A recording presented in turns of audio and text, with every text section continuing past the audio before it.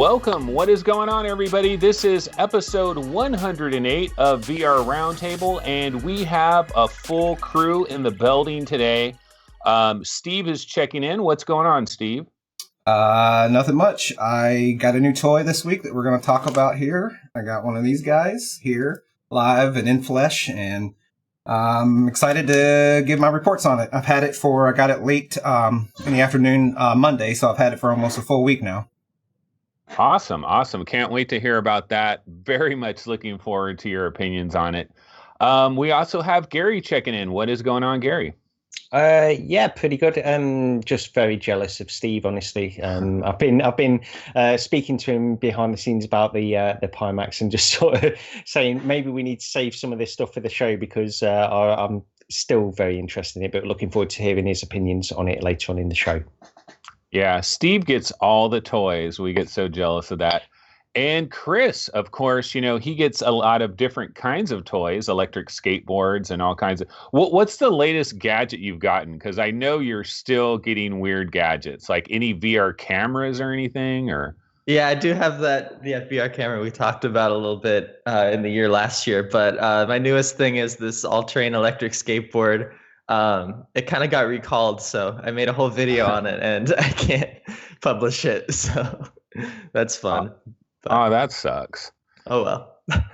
Okay, well, guys, you know what? We actually have a lot of news this week. It's weird because I do this little daily show, and to me, it seems like it was 2 weeks ago that all this stuff got announced, but it was actually this week. We've got a lot of stuff to talk about. We've got new headsets to talk about, maybe like new operating systems, controllers, wireless adapters, all kinds of little things to get into. So, of course, we're following up on CES 2019, which did happen this week. Now, as we were approaching this, we were really hoping that we would get a dream announcement that we were all waiting for. And we didn't quite get that, but we did get some announcements. But we'll go ahead and go through all of this step by step. So let's go ahead and start it off. Now, going back to, I believe it was Monday when this all went down. And I don't know, Steve, Gary, Chris, I don't know if you guys were tracking this when it was actually happening. You guys were probably at work doing stuff, but I was there like right when this was going on. And we heard that there was going to be this HTC press conference at, I believe, 1 p.m. Pacific time. That's what everybody kind of heard. And so we were waiting, we were on pins and needles, and I was searching all over the internet. Where do I watch this? How do I watch this? And it wasn't available anywhere. CNET had a live stream on YouTube where they were going over all kinds of CES stuff, but it wasn't this press conference. And then finally I found Upload VR had a Periscope video where they were doing the HTC press conference live, but you could barely see what's going on. You could barely hear what was going on. But we eventually got some new information. And the biggest new thing that we did hear about is the HTC Vive Cosmos. So the Cosmos was there. Unfortunately, it's not quite the headset we're dreaming about. Well, we kind of don't know, really.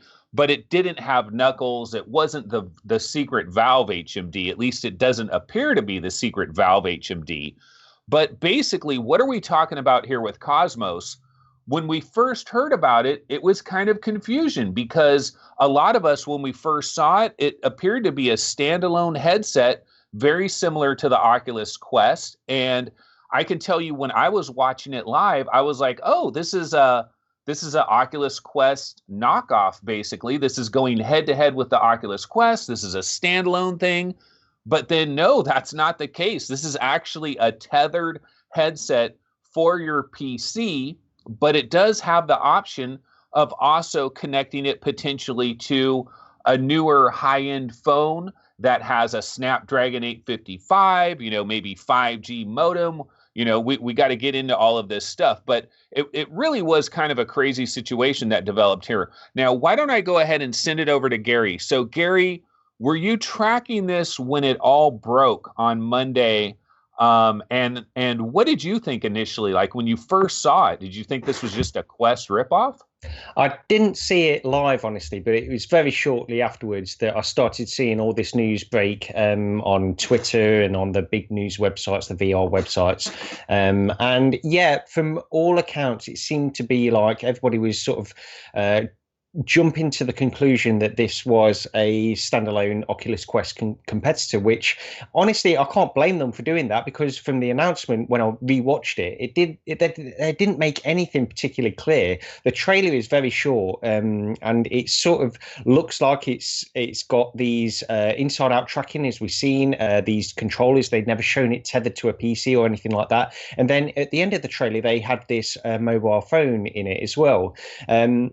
And one thing we can get onto in a moment is the Qualcomm reference design that was also shown off at CES, which uses the Snapdragon 855, and it's also sort of tethered to sort of 5G networks. And there was a lot of speculation that this headset from HTC is also based on that reference design by Qualcomm. So the feeling is at the moment that this is a tethered PC headset with inside-out tracking, so you don't need Lighthouse system, but also at a future date, which they're being sort of very hesitant on at the moment, because we 5G is still early days. It could potentially be tethered to a forthcoming mobile phone which features 5G technology, and you can use it in that capacity as well on the go. But I think a lot of the confusion comes from the fact that they did say it's sort of at home and then on the go.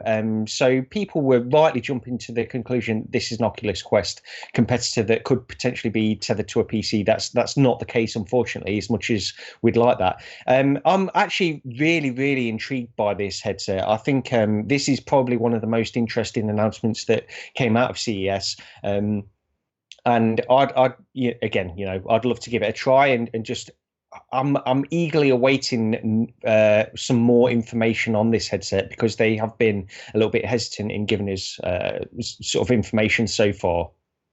Yeah, they really didn't say very much at all. Like we're really left to speculate quite a bit. One of the things they did talk about when they started presenting this is they were talking about how they felt VR needed to be simpler. It needed to be more lightweight. They talked about weight. They talked about simplicity. These were some of the things they talked about, and it kind of made it sound like this was maybe a lower end headset and a lower cost headset in certain ways. Yet, if we look at all the information around the Qualcomm reference design, and if you look at some of these pictures of the Qualcomm reference design, and you look at some of the pictures of the Vive Cosmos, you can tell that that's where the Vive Cosmos is coming from. In fact, I think the headphones give it away more than anything else. It looks exactly the same, the actual headphone part of it. Now, if we look at the Qualcomm reference design, I believe what was shown off was the Acer Oho 500, basically the newer version of the Acer Oho 500, which this is a headset I think was announced maybe like November 2018. Last November, we heard about this Acer Oho. We didn't know a lot about it. It appears that was a prototype, and this is the newer version of the prototype. And it appears Vive Cosmos shares a lot of those same features. Steve, if I kick it over to you, I don't know if you were tracking this like when it all broke and when it came out, but what do you think? Like, where is HTC positioning this? Is this thing going to be crazy expensive, or are they trying to go for more VR noobs? They want to make it lower weight. They want to make, inside out tracking, so it's a little bit simpler in terms of setup. Well, I definitely think they're going for the simpler setup. That is a big deal when we talk about VR going a little more mainstream. Like we said this a year ago when Windows MR was first kind of becoming a thing. Like we all feel that the things like inside out camera tracking is what is going to be commonplace. The mounting any sort of sensor on your wall, that's going to be relegated to the enthusiasts among us. So it makes sense for HTC to be going in this direction. My hunch, and Again, they haven't said much, but my hunch is that they may position this sort of as the new Vive. Like, Vive, the original 2016 Vive is still going to be out there, but eventually, that's just going to kind of fall off. Like, people will quit buying it. And I think this may be the new sort of starting point for their VR entry in terms of a tethered PC VR machine. So that's my guess. And it also, on the business side of it, it kind of breaks their tether with Steam some. Like, they say it's a Steam compatible headset, but they're no longer reliant on Steam for the Lighthouse licensing. They're not reliant on Steam for anything. They're just a partner in the same way that Oculus or Windows MR or Pimax, even like any other system that uses Steam VR. So, I think it's good for them. I think this makes sense. Now, there's a lot we don't know about the headset. There's a lot that needs to flesh out before, I'll be able to say that I think it's a good headset itself. But at the same time, like everything I just said makes sense. There is some mixed messaging here, and I know you guys touched on it. Initially when all this news broke, like, there was confusion. Like, I remember in the immediate hour-ish or so, maybe 2 hours, everyone's like, okay, this is a Quest competitor. And, they showed the smartphone, but then, as the day or as the hours trickled on, like, we got to see that, no, this is basically a tethered PC VR headset that might have some sort of mobile compatibility that's yet to be defined. If you look at the headset, you see what looks like vents all over it. Like, like on the bottom side, like, it almost seems like the clamshell and the way they designed it, like, was doing some heat dissipation at some point.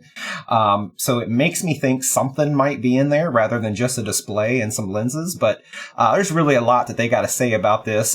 It is a little bit confusing, their marketing and what they've said about it. But at the same time, if any of my hunches are true, I think this could be sort of the starting point for the Vive PC VR lineup, and old Vive will just kind of start to trickle away, and then they'll keep the Vive Pro or the Vive Pro Eye that we'll talk about later. They'll keep it as sort of the premium, or in their enterprise offering. So I see this as a tiered lineup. Okay, Chris, I'm about to send it over to you real quick. One of the things that HTC said too is at the end of it, they said, well, we'll have much more information in the coming weeks and months. And when I heard that, I was like, oh man, this thing is really going to be like spread out over a lengthy time period. And it doesn't seem like Vive Cosmos is on the imminent arrival. Like, I don't think we're going to see this thing in the spring. Maybe not even in the summer. This could be a little bit more of like fall 2019 possibly, but I mean, that's pure speculation on my part. But Chris, one of the things I'll ask you about this is, one of the things that we did see here is finally new controllers from HTC. Like, they've been doing this VR thing now for over 3 years, basically, or well, no, about 3 years, right? I mean, well, they certainly were working on it before it ever released, so they've probably been doing it for like 4 years. And we finally have a new controller that they displayed there. And the thing about the controller is it seems very, very similar to an Oculus Touch. In fact, if you compare them head to head, they're basically kind of the same thing in a lot of ways. They both have two face buttons.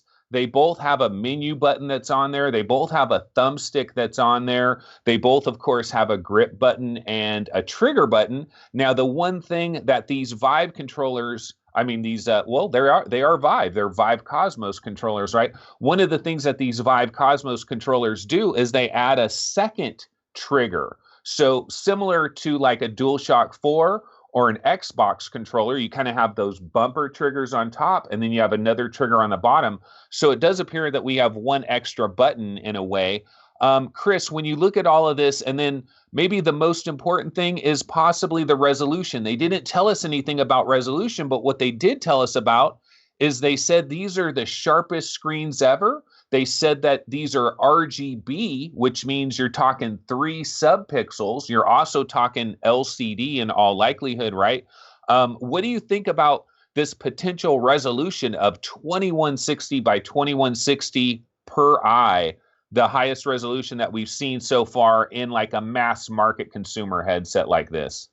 Yeah, so like I definitely agree with everything Steve was saying about like the tiered lineup. This is obviously the next generation of Vive, I think. They definitely want to distance themselves from Valve in any way possible. But there's no way to do that for enterprise because you really need those lighthouses for that for sure. But like you said, these controllers look really good. And, I guess Oculus was right when they're like, we spent years working on these touch controllers. We couldn't see anything better than these really, because everyone seems to be just kind of copying the touch controller design. But that's a good thing. It'll make all the games more unified and have similar control schemes. So I hope eventually even something like this will just get out for the regular Vive, because, the regular Vive controllers are so far behind anything else.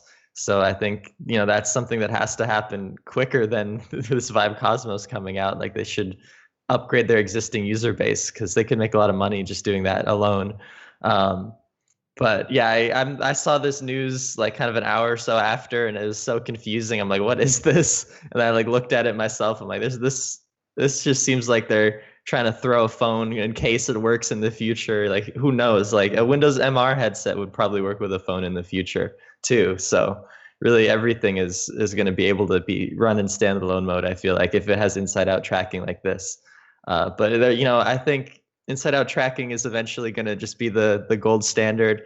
It'll be as good as lighthouses eventually. And, this seems like there's enough cameras on this that it'll cover like any possible place you put your controllers reasonably. So I think, there's going to be the point where they are just feature parity, that they're exactly the same, and that'll just make it easier to set up for everybody. So this is a good step, but like you said, I think this is not coming out for a long, long time. So we'll have to wait and see. We'll probably hear about it in a few months. Yeah. Okay, well, one question I have for you is in regards to the inside out tracking. I've always kind of felt like a company's very first, like I'm always leery when a company makes a first attempt at something, because I always feel like the first attempt is almost experimental. And then they have that knowledge base behind them. And then it's like the follow-up, that's where you really get the good stuff, because they bring something out, I mean, they've obviously been testing it in their labs and doing all of that stuff. But then when it enters real world situations, they know an awful lot more the second time around. For example, let's take the Windows mixed reality platform. Microsoft, I'm sure, did plenty of testing on this, much work on this, using the HoloLens technology, basically, and kind of hand me down over to Windows mixed reality. And for most people, it works pretty good. For 90% of the games out there, it works pretty good. Now, there's an occasional game, maybe low, what do you call it? Like Echo Arena, Echo Combat, certain games where you're like pushing off behind you or you're grabbing something from behind, it loses tracking there. And so Microsoft, they're now aware of that, certainly. And with Windows Mixed Reality 2.0, whenever that happens, it's probably going to improve by leaps and bounds. Do you have any concern here with HTC doing this in and out tracking, inside out tracking? Do you have concerns that their first attempt might not really hit it on the nail? I don't really have as much concern as I would for, the Windows MR stuff. I feel like HTC looked at that and they're like, okay, this doesn't have enough cameras. I think that's what Oculus did too. They're like, there's just not enough field of view here. But the core technology on Windows MR is really good, except when you get like an inch to your face and it loses tracking. I think that stuff can be fixed with software though. But I feel like kind of Windows MR was that first generation. And if any company releases something the same level of Windows MR, that would just be extremely disappointing. So my hope is that HTC and especially Oculus, it seems like theirs has a giant field of view. Like they really put them in good places. But hopefully that's the same with this headset too. It just looks like there's enough cameras to track them anywhere from what I can tell, but we'll have to wait and see. So I'm looking at it. The front facing cameras.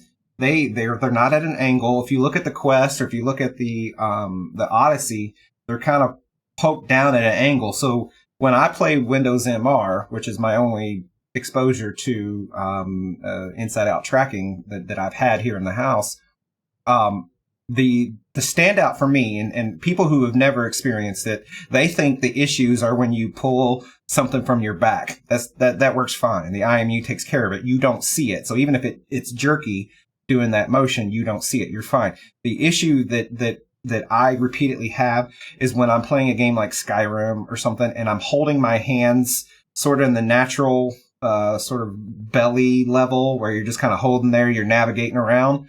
When that happens, it drops out of the camera view and you'll see your hand float off or something in Skyrim. Like just looking at the Cosmos, not knowing the field of view of their cameras or anything, just looking at it, it seems like that would be taking a step behind what I'm seeing on the Quest and what I see on the Odyssey in terms of eliminating that. Technically, you might have issues if you're doing sort of like the Neo Matrix, shooting with your arms out like this. The Cosmos looks like it'll pick that up, which is neat, but I don't ever really run into that situation, even playing a game like Space Pirate Trainer. So like, I don't know. That's the one thing that jumped out at me that just seemed bizarre is the way those cameras are not just positioned, but also where they seem to be pointing. Yeah. You know what? You're totally right. Like I'm just looking at pictures of the bottom. There's like zero coverage. There's even no way a camera could pick that up, even if it was 180.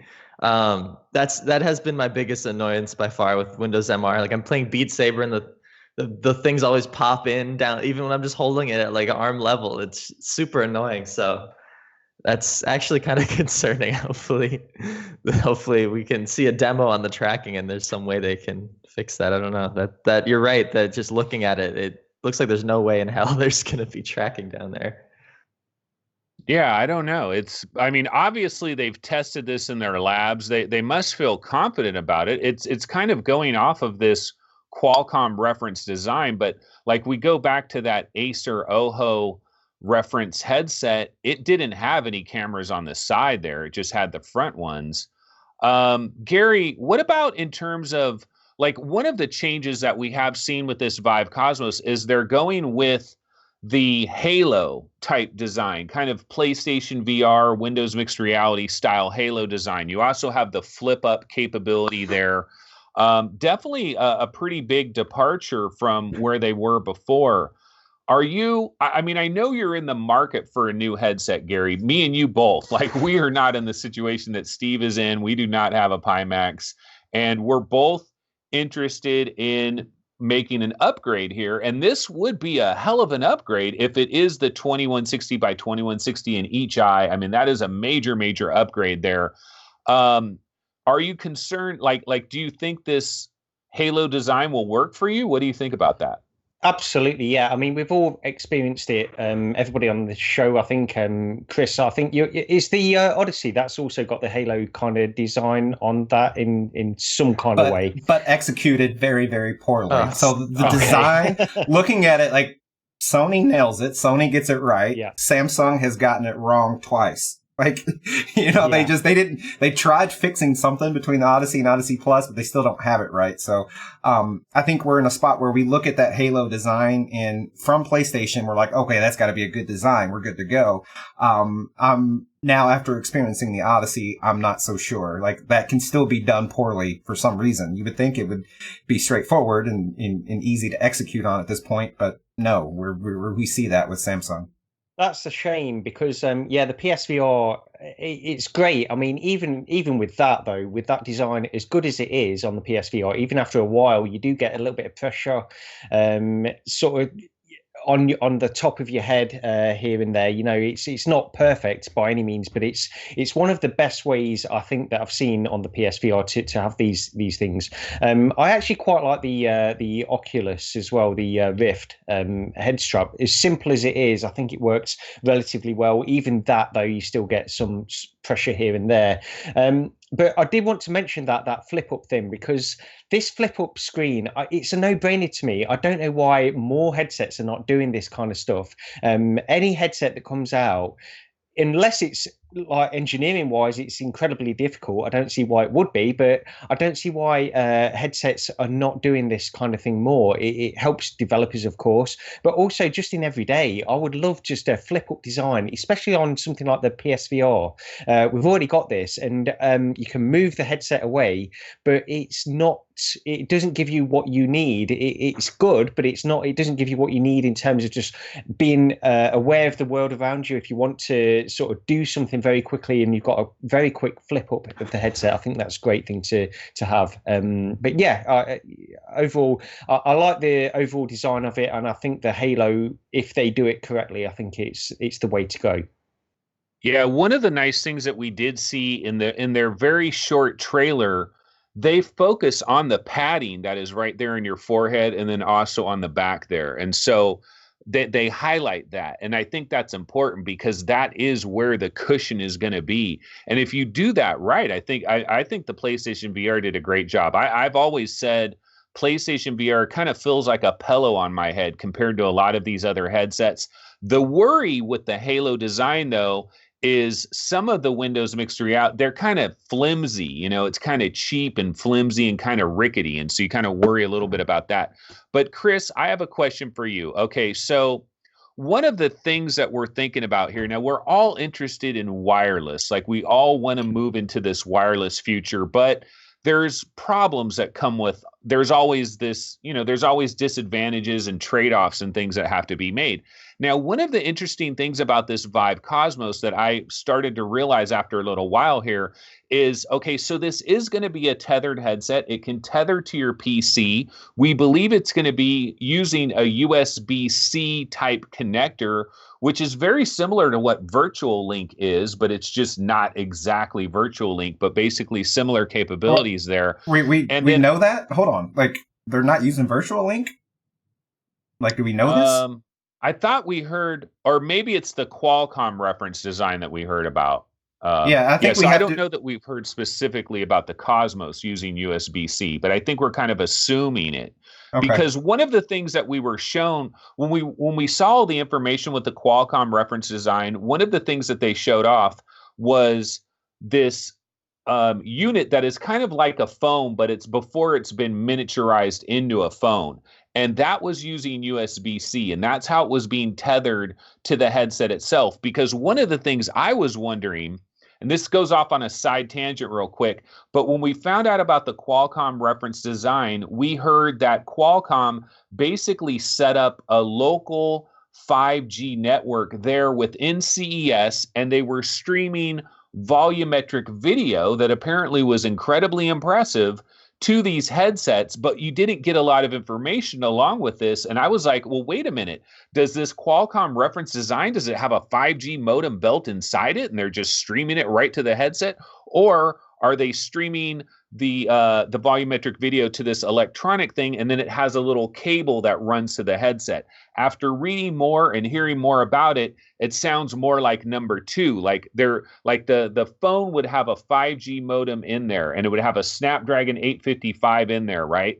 And then the 5G is streaming to that, and then that has a USB-C cord that then runs to the Acer Oho, this new reference design, right? Well, we believe the Cosmos is basically based off of this. So we're kind of assuming that when HTC has this flagship phone that they're going to pair with this, it's going to have a Snapdragon 855, it's going to have a 5G modem, and it's probably going to use USB-C to run to the headset. And one of the things I was thinking, which is kind of cool here, is, okay, it's not wireless, you're going to have a wire, but you could put that phone in your pocket. And so you don't have wires going back to a PC, assuming that there's going to be some kind of battery power or something. We don't know how that's going to work.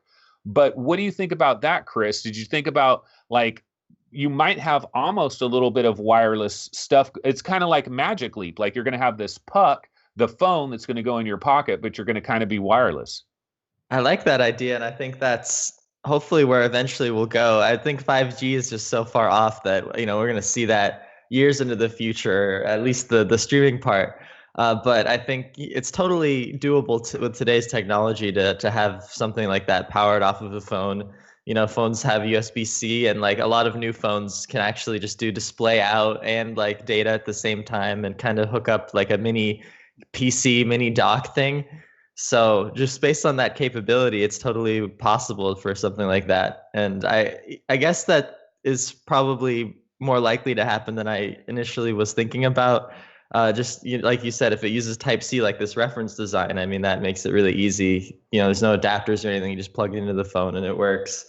I mean, HTC might be trying to do this to sell their own phone, which is the only problem, because a lot of people don't want HTC phones. If it's an exclusive thing, it might not actually be used that much. But I like that idea a lot. We'll have to wait and see. I want to be able to buy something like that. So much better than sticking your phone in a cheap little thing like the Gear VR was doing.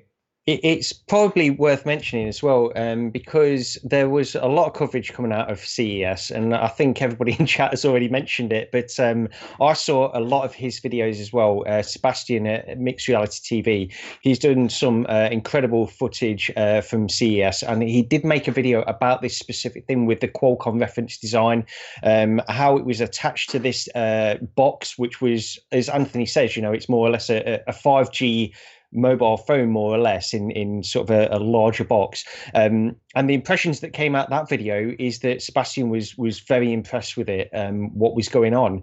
And I would love, looking towards the future, Chris is probably right, it's still a ways away on this kind of stuff, but this is one of the most exciting things.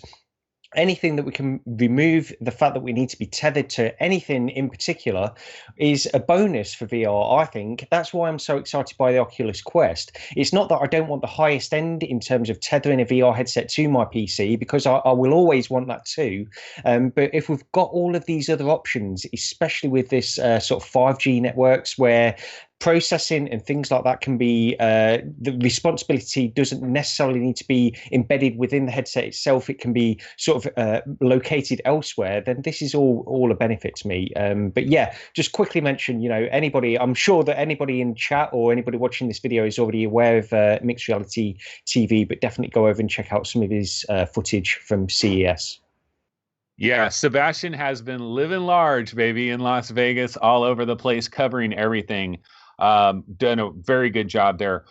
Steve, if like we're going to go into a little bit of speculation real quick, and we're going to get to the HTC Vive Pro Eye in just a second here, but with this idea of having a Snapdragon 855 and a 5G modem in a future phone, and I'm going to personally speculate that you won't have to have the HTC phone. I think that would be a terrible mistake if they did that. But I think you will have to be at a certain level, like a certain level of phone, Android phones that have Snapdragon 855s. They have the 5G modem. Like there's going to be an entire, there's going to be tons of them, right? Eventually. But Steve, does this then become almost a direct competitor to the Quest in a way, not maybe in the most elegant way, because you got a separate phone that has its own battery, you got to charge your phone, you got it in your pocket, the battery might be really hot, it's in your pocket, but this is an 855 compared to an 835. Is this better than the Quest, or are these like two different products and we might as well forget about that part? Well, they may intend in some way to compete with each other. And this is completely speculation central at this point, but I think the Quest would be the better option in that situation, because it's a dedicated piece of hardware that people like Carmack are going to strip it down and have every bit of software running on that chip. They're going to have it optimized. Even if you have an 855, and it's running a phone OS, and it's still going to receive calls from the cellular network, and like you're gonna lose some of that overhead. So I think the dedicated device will be a little more streamlined. Will be just simply a smoother experience. That said, though, there are advantages if you're tethering your main mobile device. Like, you get a text message, you're in VR, and boop, hey, your wife saying, don't forget to pick the kids up from school or whatever. Like having there are other advantages that are going to come from that, but purely from a VR angle, I think the dedicated device will be the better experience. If these were to, if this was to a sort go head to head with the Quest.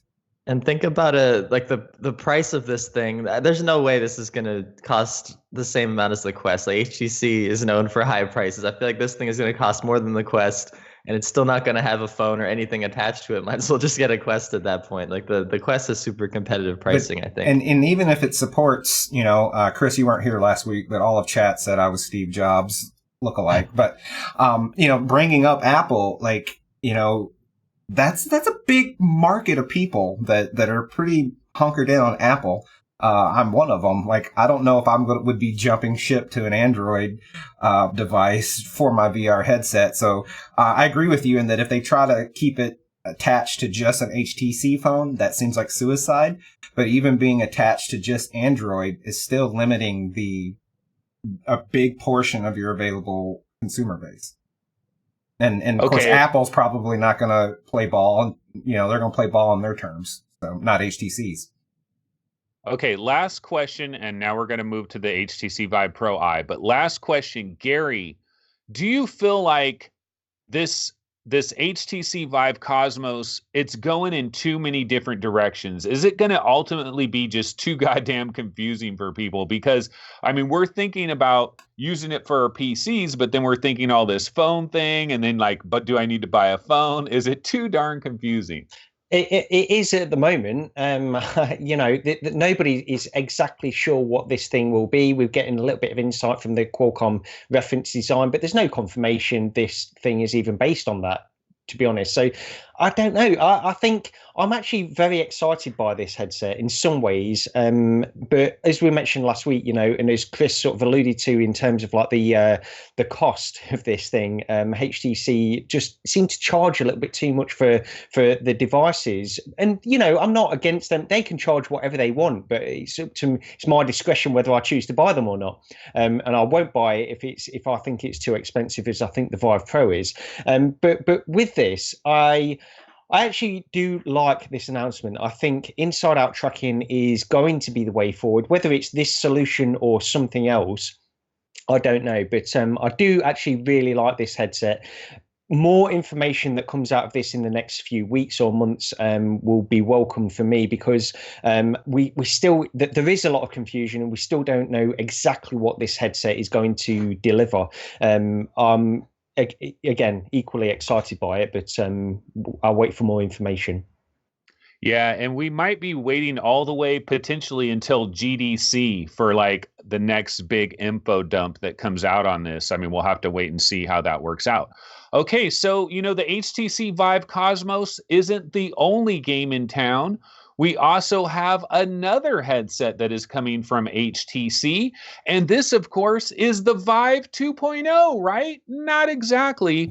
We're looking at something called the HTC Vive Pro Eye. Yeah, you got to love that name, HTC Vive Pro Eye. And so this was also announced. And actually, I think this was announced before the Cosmos. As I was watching the press conference thing that was on Periscope, through Upload VR, they were talking about the Vive Pro Eye. That was the first thing that we found out. And then later we got Cosmos. It was like, one more thing, we've got Cosmos. But in regards to the HTC Vive Pro Eye, this is a weird kind of a product, because what we found out about this, it's essentially exactly the same as an HTC Vive Pro with one major difference. It has Tobii eye tracking built in at the factory level. But other than that, as far as I'm understanding, everything is the same except for that feature. So we do have Tobii eye tracking. And the beautiful thing about that is that allows for foveated rendering. And at first, we weren't hearing a lot of information about foveated rendering. Like when HTC did this presser, they barely, I don't even know if they mentioned it a single time, which was kind of weird to me, because the night before you had NVIDIA CEO Jinzhen Wang, I believe he was talking about, tune in to this HTC press conference, foveated rendering is going to be a big thing, blah, blah, blah. And then HTC hardly said anything. But luckily, they did do demos of foveated rendering. A lot of different media outlets were able to try this. There was a demonstration of some BMW software where they were showing inside a BMW car, inside the interior, with foveated rendering turned on, with foveated rendering turned off. They kind of showed off the heat map of where your eyeballs are looking and where they're going to put the high-end details, basically 3 different levels of detail, really high-end where your fovea is targeted, and then kind of a middle range, and then on the outside perimeter, much lower detail. Steve, what do you think about the Vive Pro Eye? It appears to be targeted at enterprise, of course, so we're looking at a very expensive thing here. Will foveated rendering matter? You're the only one with an RTX card. You can actually appreciate it. Well, no, I think the foveated rendering will come to just general GPUs. The RTX compatibility is that NVIDIA, like they always do, they have technologies, I think they call it multi-view rendering, MVR. So I think we'll get foveated rendering, and I don't think it'll be exclusive to RTX cards by any stretch. That would be kind of crazy. What do I think about the Vive Pro Eye itself, right? I can't get on Vive's level with how they're handling this Pro. Like, they keep saying for enterprise, and I guess some enterprise people use it, but it's clearly a consumer product as well. This just means to me that, like, the Vive Pro is still $799, I believe. You've been able to get it, just a headset only. You've been able to get it for $699 here and there over the last year or almost a year since it released. This is probably going to be $999, right? They're probably going to charge $200 at least, right? Like, for the Tobii eye tracking. I don't see it replacing the Vive Pro and then them just doing away with the Vive Pro. Maybe they will. I don't know. But the fact that they've given it a new name, by adding eye to the end of it, suggests that it's going to be a third, I guess now a fourth headset in their lineup. So, I'm excited for eye tracking. Like, I like that. I want that, but I can't get excited for HTC and the way they're doing things. It's just, I've never really been a fan of the Vive Pro. I've always felt it was too expensive, and this just kind of continues it further. On the upside though, the technology itself, I'm showing the video now, you can see one of the things that we've always talked about is foveated rendering being able to improve performance. You get a little more juice out of a lower end GPU. That is fantastic. That is awesome for VR. I think that helps. And I was actually surprised that the foveal, I think that's the correct term, the high res part was actually so small on the display. Like when we have that fixed foveated rendering in some games like Batman Arkham City, it's like a big area that's the higher res portion. This having such the small portion actually indicates that the GPU improvements may be pretty massive. Which is all pretty great, but then at the same time, I think you can get into VR now pretty relatively, with a 1060 or something like that. So I think the argument that it costs too much on the PC specs to get into VR, I don't think are true, really. It just requires a PC, and foveated rendering doesn't take the PC requirement away. You're still going to need a PC. You're still going to need a gaming PC. So I don't know that it's going to be the swoon that makes, the mass market come running in. But I do think the enthusiasts, the people like me will want the increased fidelity. So, excited for eye tracking, not too excited for the Vive Pro Eye. Okay, Gary, one of the things that HTC was talking about with this, and they said it repeatedly, that this is targeted at enterprise. Now, what a lot of people, you hear the word enterprise, it equals expensive, and a lot of people feel like this is almost a shield that they can use where they're like, well, it's enterprise. Of course, it's going to be expensive, so it kind of gives them an out in terms of the expense. But when you do think of like VR arcades and you think of location-based VR entertainment, one of the problems that these places have is when you throw a headset onto all kinds of different people, they all have different IPDs and all of this, and it's a real hassle, especially when you're trying to hustle somebody in there, and maybe they're paying for a 15-minute experience. You don't want to spend 10 minutes figuring out their IPD. One of the advantages of eye tracking is that it could possibly automatically determine somebody's IPD with no effort on their part, and so that does lead towards this enterprise idea. What's your opinion in general of HTC Vive Pro Eye? Yeah, I think if I was a Vive Pro owner, I'd be a little bit annoyed, honestly. And we've not heard any announcements about this sort of being retrofitted to existing Vive Pro owners where they can just buy an attachment and get this, because it seems like, as much as I agree with Stephen, I think, eye tracking is going to be a big thing. It's still, at this point, it's still relatively small increase until we've seen it in proven use cases. So if I was a Vive Pro owner, I would want this, and yet I would in no way pay again for another device, another standalone device to do this.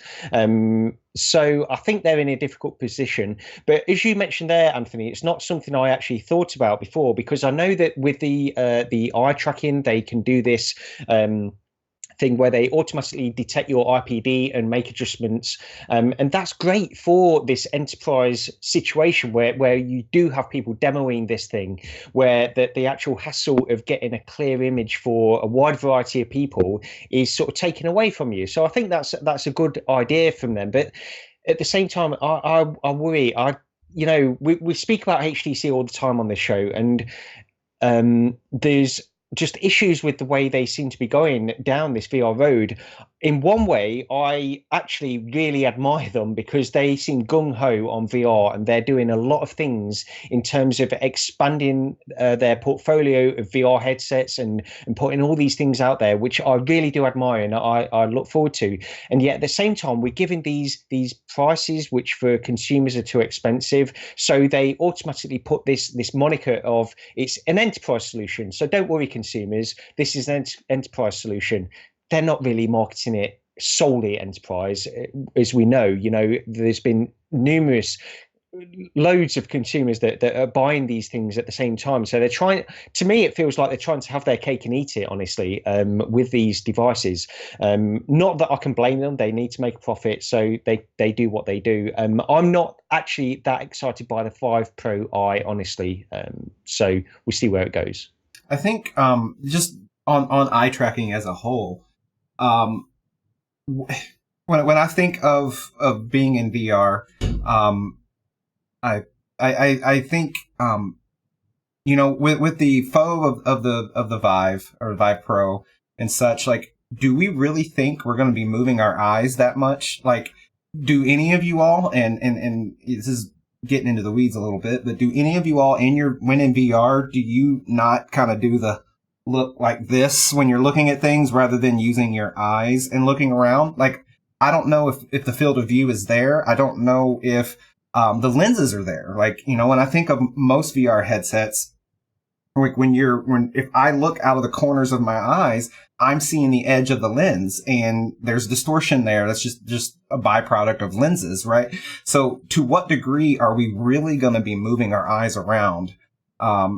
It's something that I think it almost feels a little bit like the cart in front of the horse. I think. Okay, but Steve, there is something called VR chat.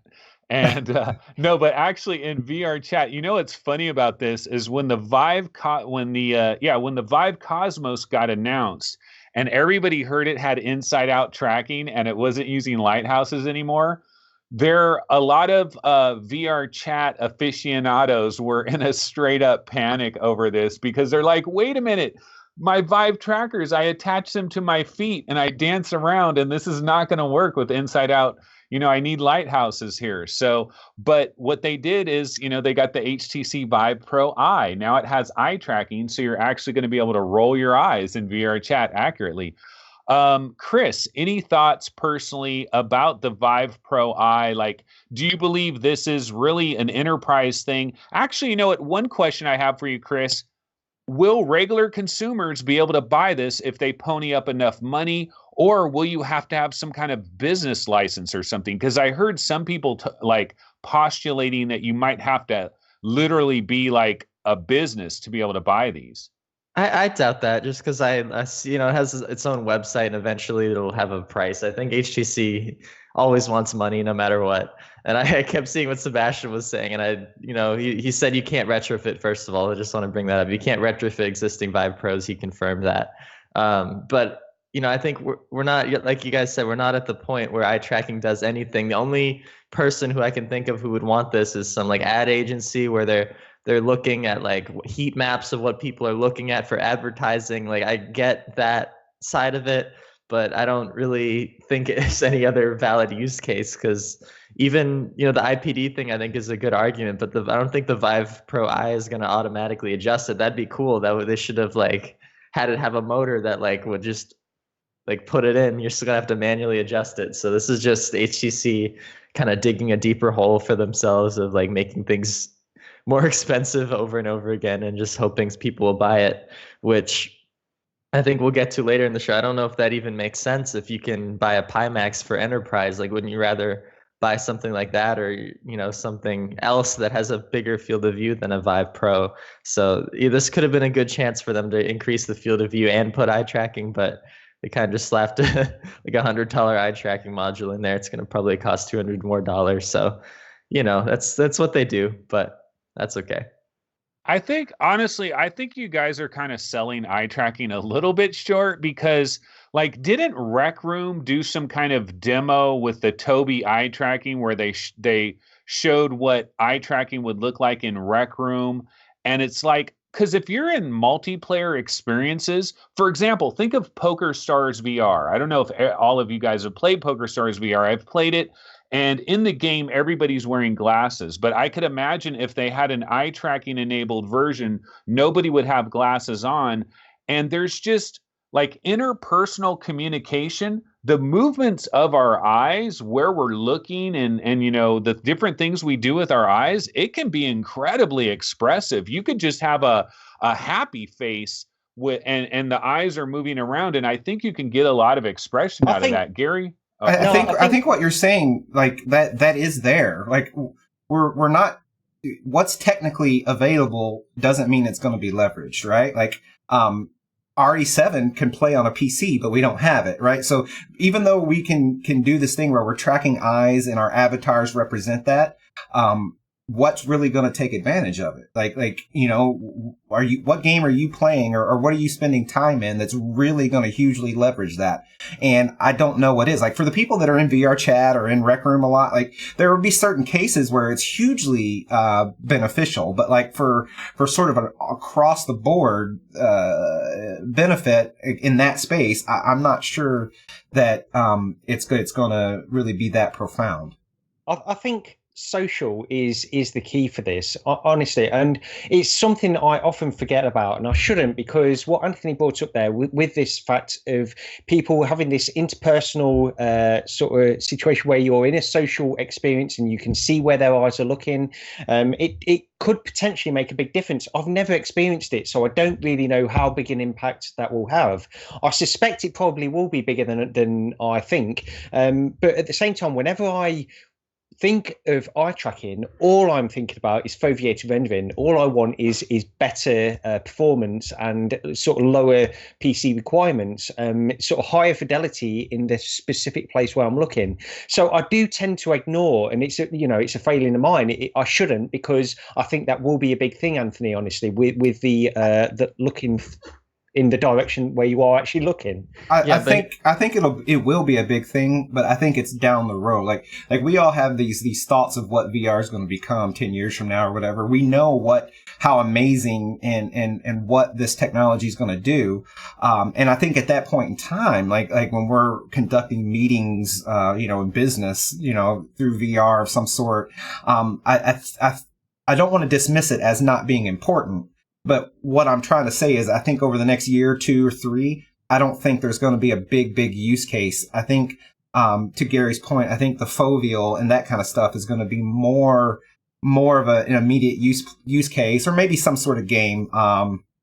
like Sebastian was showing in one of his videos on the Pimax eye tracking, the whack-a-mole kind of thing with your eyes. Like there may be menu navigation. That may be a huge thing. Like, we know when we're doing the laser pointer thing in VR, like navigating menus and such can kind of be tedious and not so fun. So maybe menu navigation would be a good use of eye tracking. But large and large, I think your point is absolutely valid and accurate, Anthony. I just think it's more accurate in the 5 years from now, 10 years from now, more so than 2019 type of importance.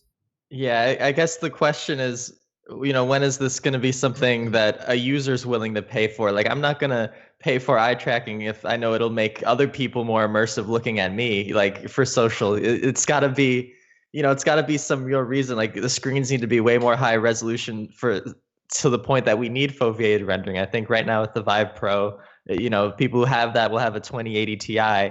They can run everything that exists right now pretty much on the Vive Pro. They don't need foveated rendering for any reason. So until it's like ubiquitous on the Oculus Rift, everyone has it, then that'll really bring it down to lower specs. But, this isn't the device that's going to be doing that. But it is exciting that, finally something's releasing with eye tracking, So I guess that's the exciting takeaway.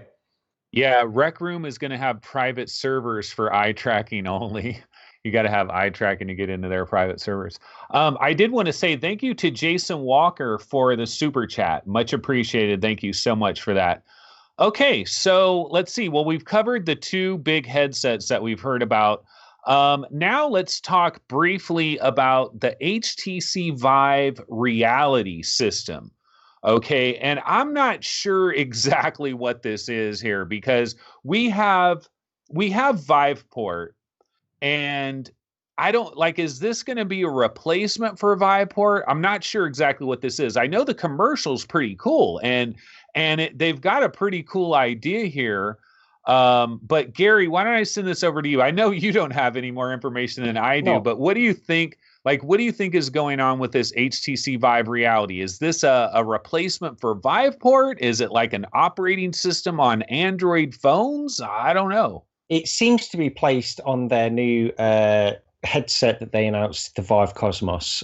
So they seem to be moving away from Steam to have their own platform. But yeah, I mean, I'm a little bit confused by this as well. What is VivePort? Where's VivePort going? Why can't they just say this is VivePort? And part of it, I think, with this, by them calling this the Vive Reality System, it's basically a new software platform for them to launch software through. But also, it seems to be more like a hub world where you can interact with people, possibly like Oculus Home and that kind of stuff.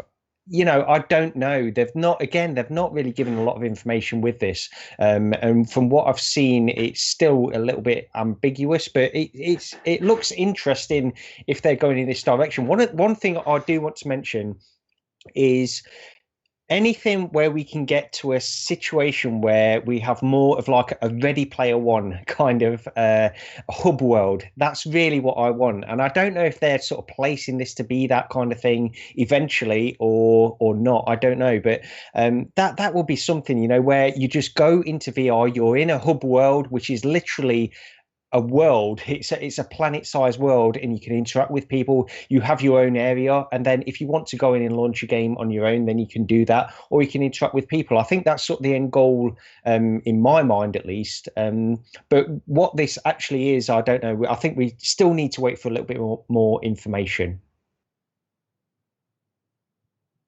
Oh, you're muted. Yeah. One of the things that HTC did mention in regards to the Cosmos is they said, I'm pretty sure they said that this is the first headset that is working with the HTC Vive Reality System. So it sounds like whatever this HTC Vive Reality thing is, if it's kind of like PlayStation Home for VR, kind of, that this is the first headset that is going to be working with that. So that's kind of interesting how they broke that down. But Chris, I wanted to ask you, like, isn't this, like, where is Oculus? Like, why doesn't Oculus have a PlayStation Home, for lack of a better explanation for this? Because this is right up their bag. I mean, this is what they're all about, right? Do you think it's they don't want to introduce something until they can introduce it in a really awesome way, and so they're kind of like staying away from it right now? I mean, I know we have like Facebook Spaces and stuff. Yeah, I mean, I think they're making baby steps with Oculus Home because, a few months back, maybe even longer than that, they let people, you can invite people to your home and you're all kind of in your own personal little metaverse thing. And then I'm pretty sure a few weeks ago they opened up in the beta public homes, so you can go jump in and like just visit random people's houses and start interacting with them. So I think they're making baby steps towards that. I always wish Oculus was more, forward with this stuff, was more fast getting this type of thing out there.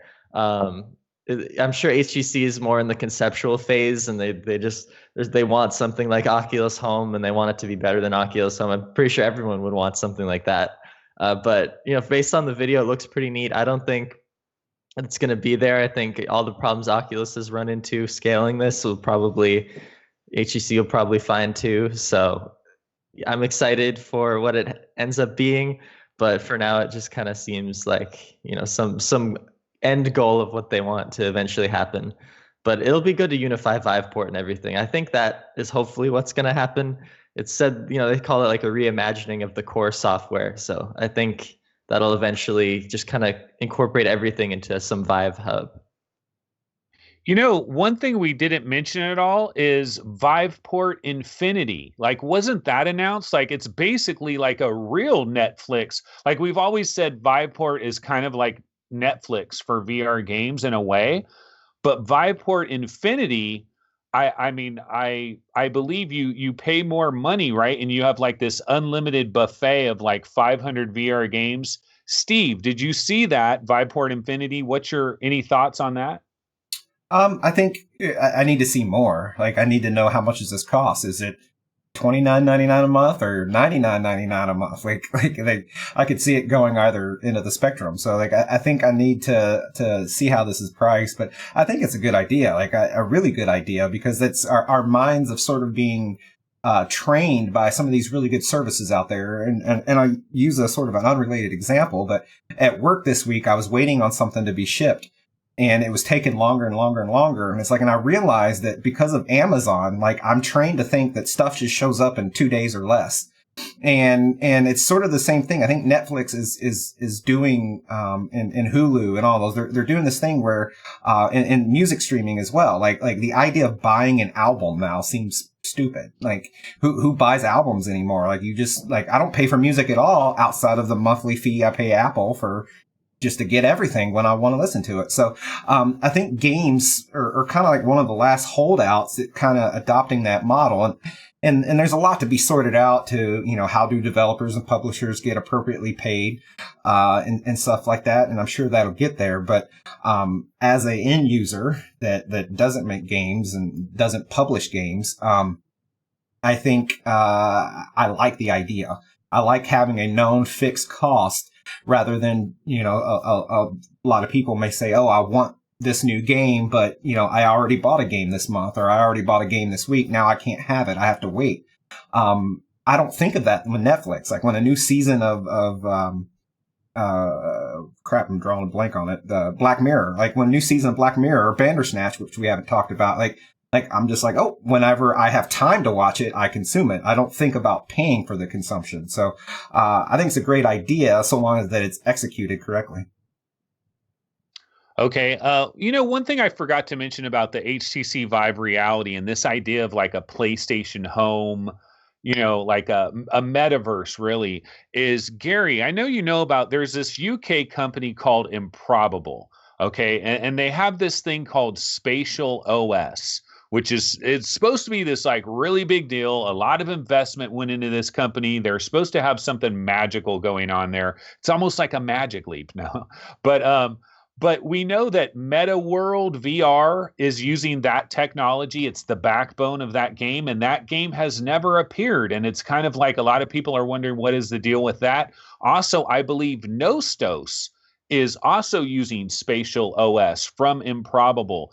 Do you think to have a PlayStation Home in VR, to have this thing where we can kind of Ready Player One, we all meet up, and then it's like, I see you there, Gary, and I see Steve, and then we walk into the Echo Combat area and we walk in there together. Is that going to take something like spatial OS from Improbable, or some newfangled technology that maybe we don't even have right now? I'm not sure, honestly, because that was a news story that we discussed probably over a year ago, isn't it? The Improbable story. But yeah, back then I remember being quite excited by what they promised. And we did hear about this game, Meta World. Is that what it was called? That really hasn't materialized, unfortunately. But the idea of that, having this persistent, and that's the key, it needs to be a persistent open area where everybody can go into, change things, and it just continually updates. So it's not like you're going into a hub world that resets itself every time you go in or anything like that. It's a persistent world. I think that's the key with this stuff.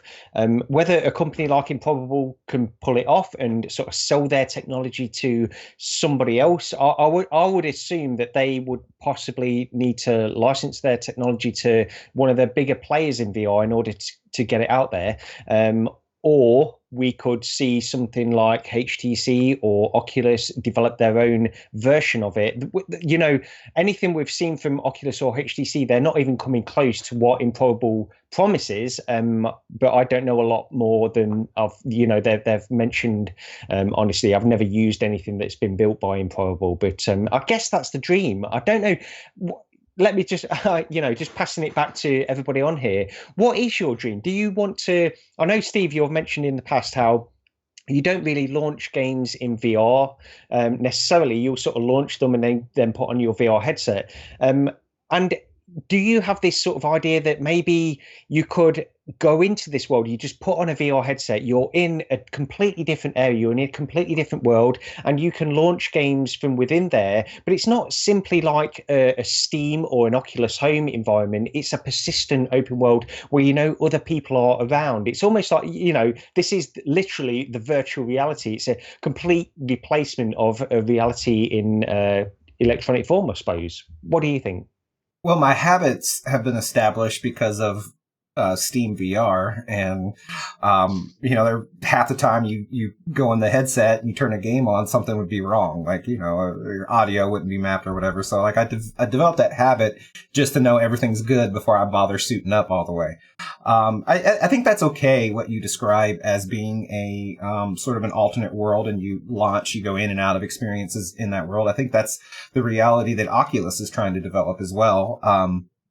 It sounds great, but I think if I go back to PlayStation Home, which is sort of that, it's not VR, but in a way, it kind of, with what Sony was thinking through in terms of social, was the PS3 was sort of the first really internet connected console for them.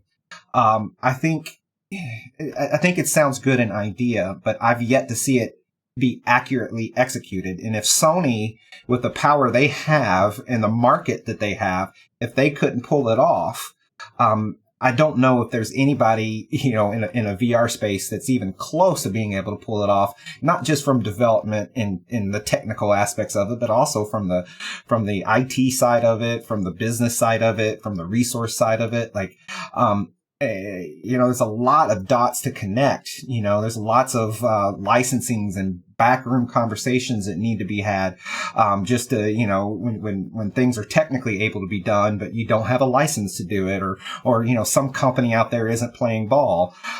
There's just so much that sort of has to fall into place for something like that to work. I think that is a dream, and I would like to see that happen.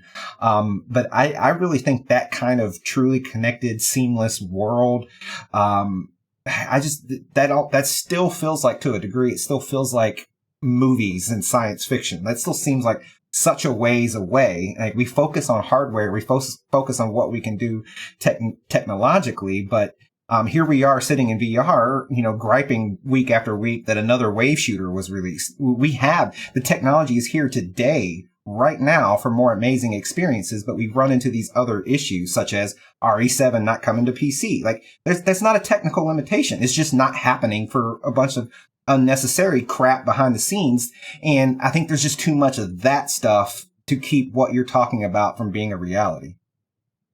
Yes. Okay. I was just going to say, go ahead. We should probably get back to reality Yeah. because Steve is going to be telling us about Pimax in a minute here. So we got to kind of move along a little bit faster.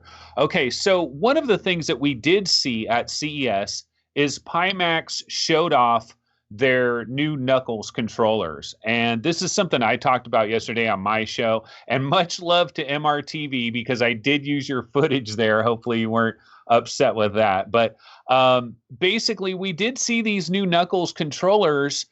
Now, one of the things that I noticed immediately, and I'm sure all of you guys noticed as well, everybody in chat as well, is they have these gigantic tracking rings that surround them. They seem kind of ridiculously big. And I know we've all been in various VR experiences, like even with our Oculus Touch controllers, you've probably accidentally banged them on your headset once or twice. Maybe not as often as you might with these things, but man, these big tracking rings are kind of amazing here. We saw that it has 2 face buttons. We didn't see a menu button yet, but these are prototypes, so that could be kind of added. One of the face buttons was concave, one was convex, almost kind of going back to Super Nintendo style, which I think that's actually kind of cool because when you're in VR, like sometimes I don't, like they'll say press the A button or the Y button. I'm like, well, which one is A and Y? I don't remember. Now I got to lift my headset up and look. So having the convex and concave is a nice touch. It has the trigger, it has the grip. So pretty much everything that we need. What we don't know, and I don't know if Sebastian is still in chat and you hear this. Sebastian, my question is, did you ever find out, did you ask them, can you push in the thumbstick? Is that another button? Because that was the one question that I had there. And then also, Steve, Gary, you guys probably saw these videos as well. It kind of seemed to me like the thumbstick was really moving around quite a bit, almost maybe too much. And then we have these 2 different versions. You got a touchpad version, a thumbstick version. I mean, we could actually talk about this for about 20 minutes. Unfortunately, we don't have time to do that. But Gary, any real quick thoughts on what you saw with the Knuckles controller? No, not too much. Not Knuckles, but Pimax. Yeah. The thing that you mentioned there about the thumbsticks maybe moving a little bit more and not looking maybe high quality or something like that. I don't know. I think that can all be rectified anyway. These are prototypes, and I think they'll add maybe a menu button or something on there. They have to do that if it's going to be sort of work with Steam VR. I would imagine. But yeah, they look okay to me actually. I don't have a big problem with them or anything like that. I think the main thing is, as I just mentioned, that with the thumbsticks, we all know whenever we've used one of these sort of low quality controllers or something like that, where the thumbsticks don't feel right, they don't operate right, and they don't feel great to use. So I hope they sort of avoid that kind of situation. Other than that, they look okay. Even the ring around the hand, I don't have really a big problem with that. Although I do understand what you're saying. You can sort of hit your headset or something like that, I suppose. Steve, one thing Sebastian did say about these controllers is he also has the newest version of Knuckles. Valve sent him the newest version of Knuckles, and he was saying that these Pimax controllers actually kind of are more ergonomic. They feel better than even the Valve. Is that kind of shocking to you? My daughter's sneaking in the room to get herself grounded. Grounded live on the internet. I think that was a little bit shocking when Sebastian said that, and thanks to you, Sebastian, I know you're watching, for letting me use your footage. I reached out to before I just used it, but I think the my whole take on the controllers, like I've heard you talk about, and I've heard a lot of people say how big the tracking ring is. When I look at it, like, yeah, it's obviously big, but when I think about like the touch controllers, there were a lot of times I'd hit my headset with the touch controllers, but the ring is further away towards your fingertips, not more at your wrist where these are. And I'm thinking I'm not hitting my head with my wrist like this. So I almost, it's not inconceivable, speculation and all things considered, I've not actually used them, but it's not inconceivable that where they're positioned, that you might actually hit your headset and such less with where the ring is, even though it is quite large. So that's something that stood out to me, is just where it was located, which seems to differ a lot from Oculus Touch. Outside of that, I'll be happy to get away from Vive controllers. Like, I'll just leave it at there. Like, nothing, like those controllers, like, I just don't like them. So Pimax, if they get the controllers out, I'll get them, and, you know, or Knuckles will come first. I just look forward to getting away from them, getting away from Vive controllers. The Pimax themselves, like, this is just a prototype still. Like, I feel like there's still going to be quite a bit of it that is subject to change. Sebastian's already confirmed that they are adding a menu button. There's a lot that I think could still change. If you look from some of their earlier, back on the Kickstarter timeframe, what the controller design was looking at. I sort of take it with a grain of salt. I think this shows that they're close, that they're working on controllers, that they'll be there. I think they stated, Q3 for the public. I was hearing that it may be sooner for the Kickstarter backers. They may get theirs late Q2, but I'm pretty sure I've definitely heard Q3 for public release. So, I think it's totally possible that they hit the market before Valve Knuckles do, which is just completely crazy to think that might be the reality that we're in. So, I think they're going to be okay. The mixing and matching of touchpad and thumbstick, I think that's pretty nice to have choice. Like, I think what's more important to get is the number of buttons. Like when you play with a Vive controller, and if you're playing like an Oculus game through Revive, you're actually short buttons. With what you see here, like, is so long as the available buttons are the same, like, I don't think you'll have a game-to-game compatibility issue. You'll just be merely, you know, what your preference is on terms of an analog interface. So, I think we have to see more before I can truly render any sort of judgment, but so far, I think they look promising. Okay, let's see. Another thing that we have here, Pimax eye tracking add-on was demoed. Now, I don't know anything about this, so does anybody else want to step in real quick and talk about that for a second? I guess I can. I need to pull up notes. Or here. we could move past it because we are kind of running out of time. Well, the gist of it, Pimax is partnered with 7 and Vinsun, and they have a modular eye tracking, and it was shown at CES. Sebastian got to use it, so it wasn't unlike the controllers, which were still, you know, you couldn't use them.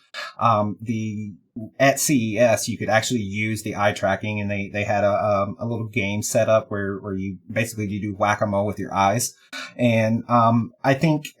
I think it's exciting. It's not all that different than our conversation from the Vive Pro, with one added benefit in that it's actually modular. So, like, you can get these and add them to your headset. The Pimax comes with two USB-C connector. I think they're USB-C, but they're little USB connectors on the top end, sort of under where the face mask goes. Which is obviously where you're going to plug these in. So the fact that people can add eye tracking to their existing headset, I think gives it a pretty good advantage over what we currently know over the Vive Pro Eye. And then from there, it's just a matter of software, and not just like games, but the, Steam VR and everything taking the technology and actually implementing functionality with it, which actually makes me excited. Before coming into the Pimax, I was, eye tracking, whatever. I wasn't like, I wanted it, but I just was really concerned on how they would get it to market and what its use case would be. But seeing Vive and seeing HTC get it going at nearly the same time actually makes me feel better that it's actually going to be implemented at the Steam VR level and have, internal drivers and everything in place. So I actually feel now more promising about it in terms of the Pimax space. So, plus the field of view is big enough to kind of have a benefit potentially. What I was hinting at earlier, but I didn't fully say. Yes, absolutely. I think the field of view in the Pimax, and we'll get into this a little bit, but you actually do move your eyes around rather than your locked neck viewing like this. So,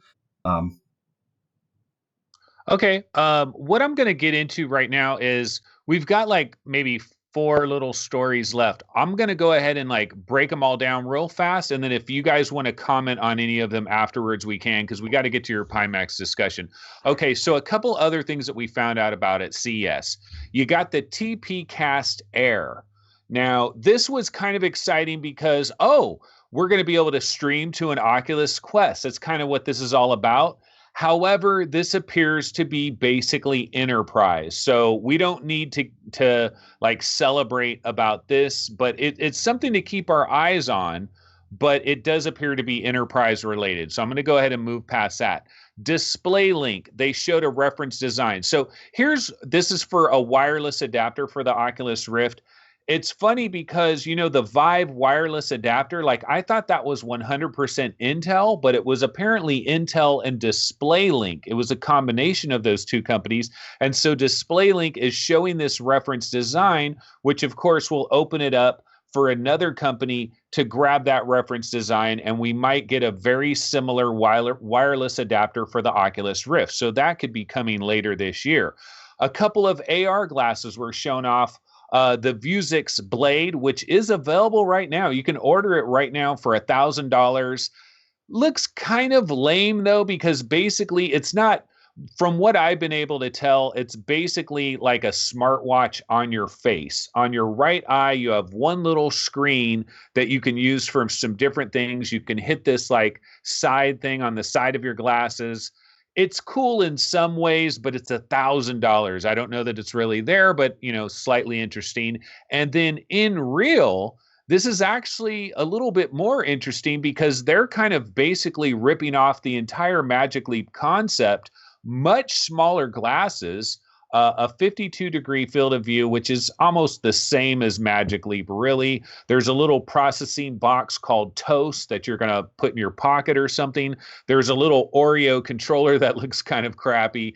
I believe MRTV actually got to try these, and I believe he was very impressed by it. So nrew could be a potential. And I think they're going to go worldwide with their availability. Like you'll be able to buy these on their website worldwide, supposedly around $1,000. And I think maybe third quarter is around the release of that. And then maybe the last big story of the day. And this is actually kind of big, really, if you think about it. Oculus Rift is apparently going to have a permanent price cut to $349.99. And this appears to be rolling out in different regions of the world at different times. So over the next couple of days or a week or so, because the last time I checked, you went to oculus.com, it was still saying $399. I don't know if they've changed that yet. So why don't I go to Chris? Chris, do you want to comment on any of these real quick? Sure. Yeah. I think I'm most excited for the TP Cast Air. Just the idea that this is possible is exciting because, I'd spend $300 to make my Quest be a wireless Rift. Basically, it has better screens, better optics. Like that would be, best of both worlds. You'd get wireless and you'd also be able to take it on the go and not be tethered. So, I think that was an opportunity Oculus missed out on, maybe purposefully, so they didn't segment too much.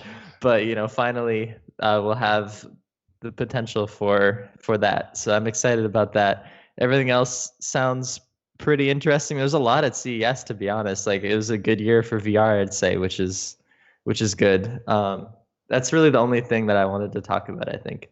But Chris, if you get a TP Cast Air, Facebook is going to hate you for that, man, because they're subsidizing the Quest. You're getting the Quest at cost, and you're not going to use their. They want you to buy all their games. They're going to be pissed off about that. They're not going to like it. Gary, okay. Gary, any comments on any of these last minute stories? The only thing, I think I was most impressed with what the footage I've seen from nrew, Sebastian's footage specifically, honestly.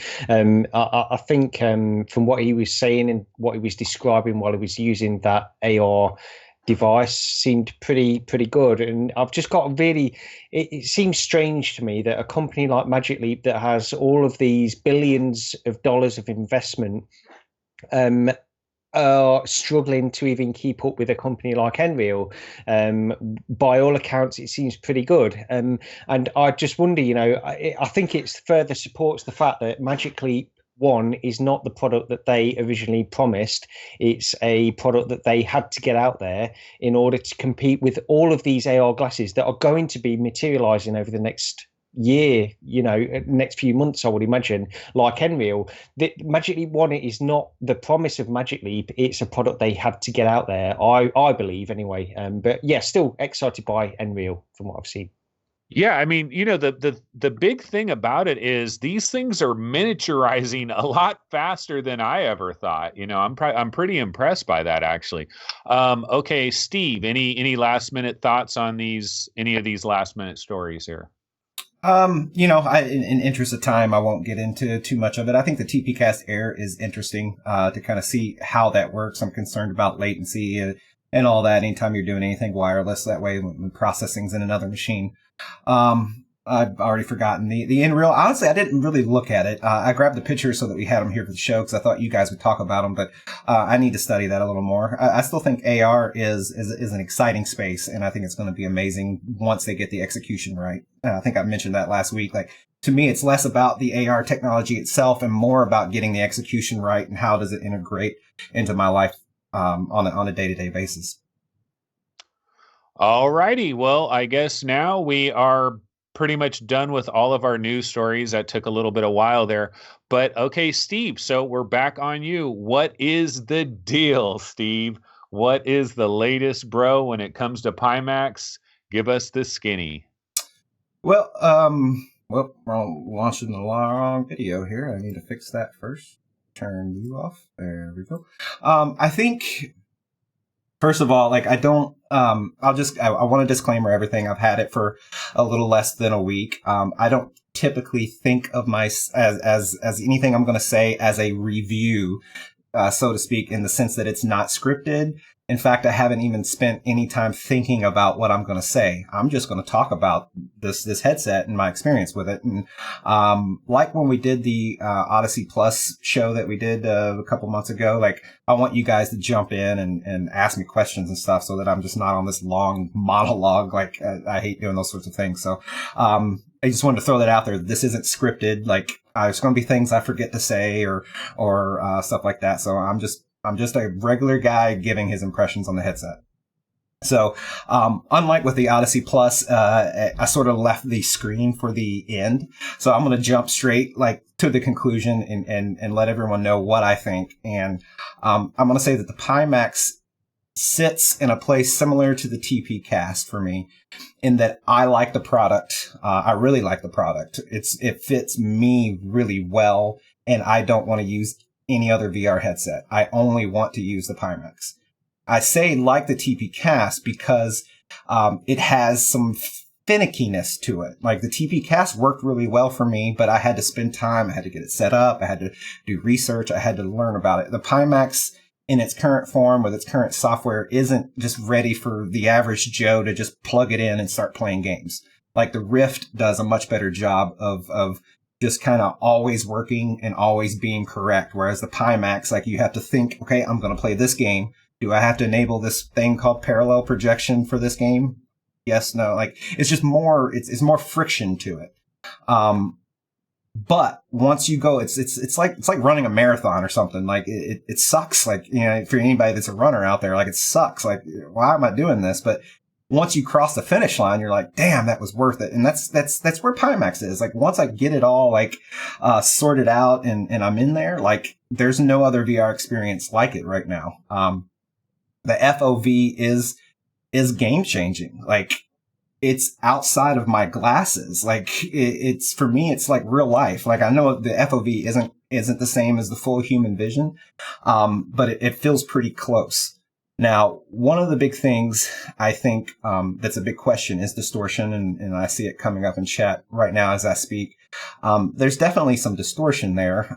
As a glasses wearer, like, it 100% doesn't affect me because it's outside of my glasses. Like, I can't see clearly out the corner of my eyes anyway because my glasses aren't there.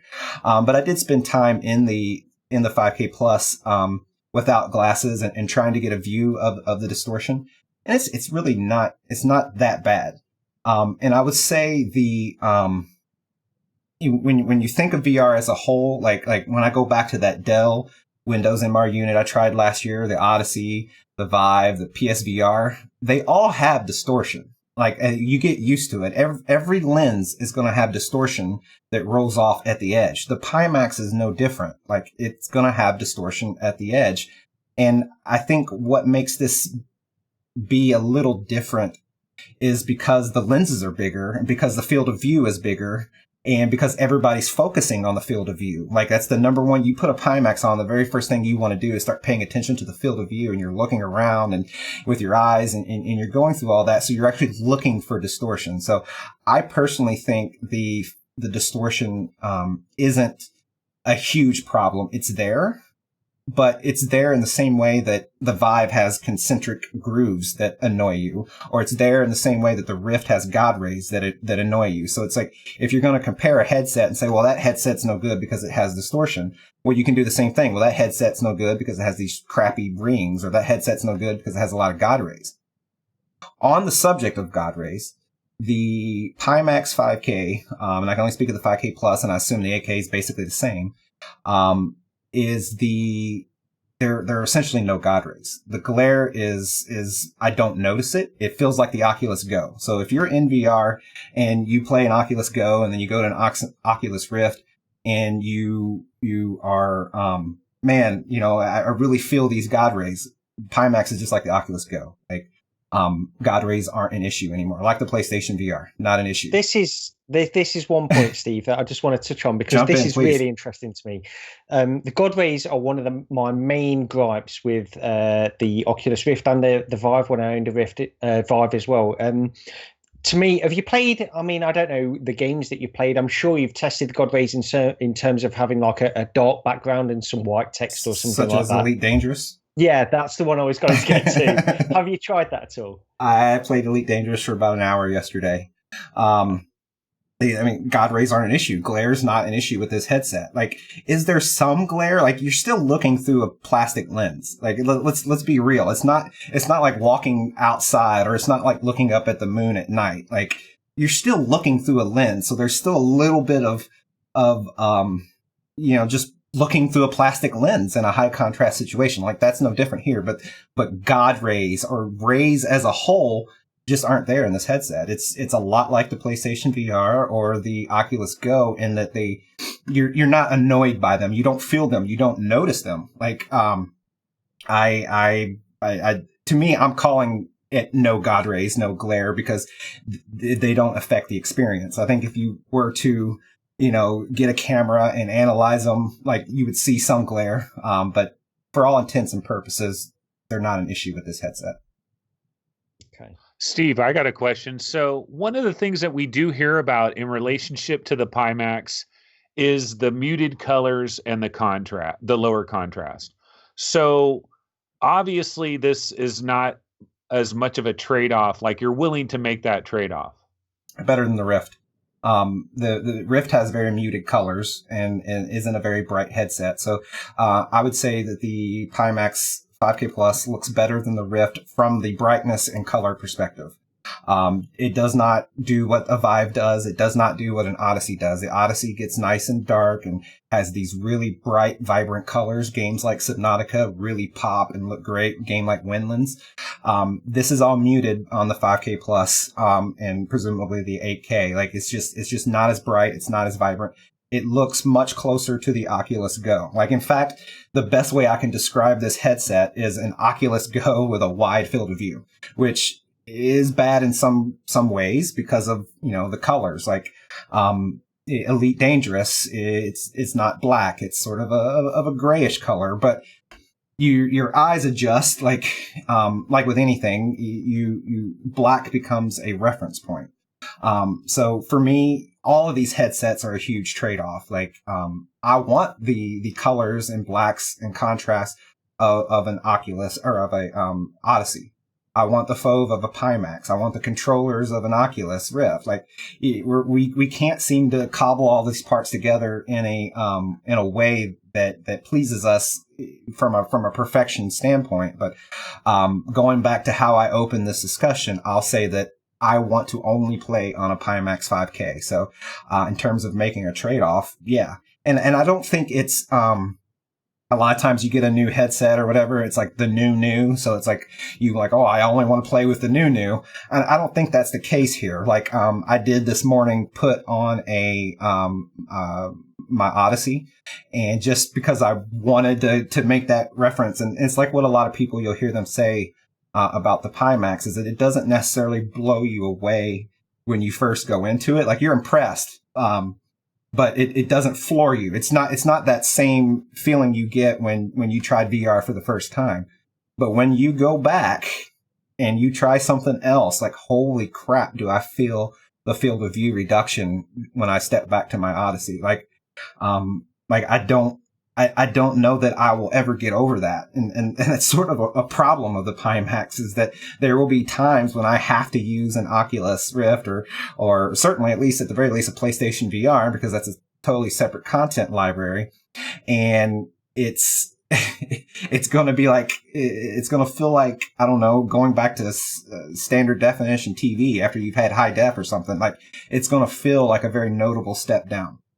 Okay, just quickly, Steve, we've got a few questions in the chat. The first one that I want to get to quickly is, I don't know if you've tried any movies in the Pimax or how it compares to the Odyssey or anything like that. That was a question from Rudel Zavedno.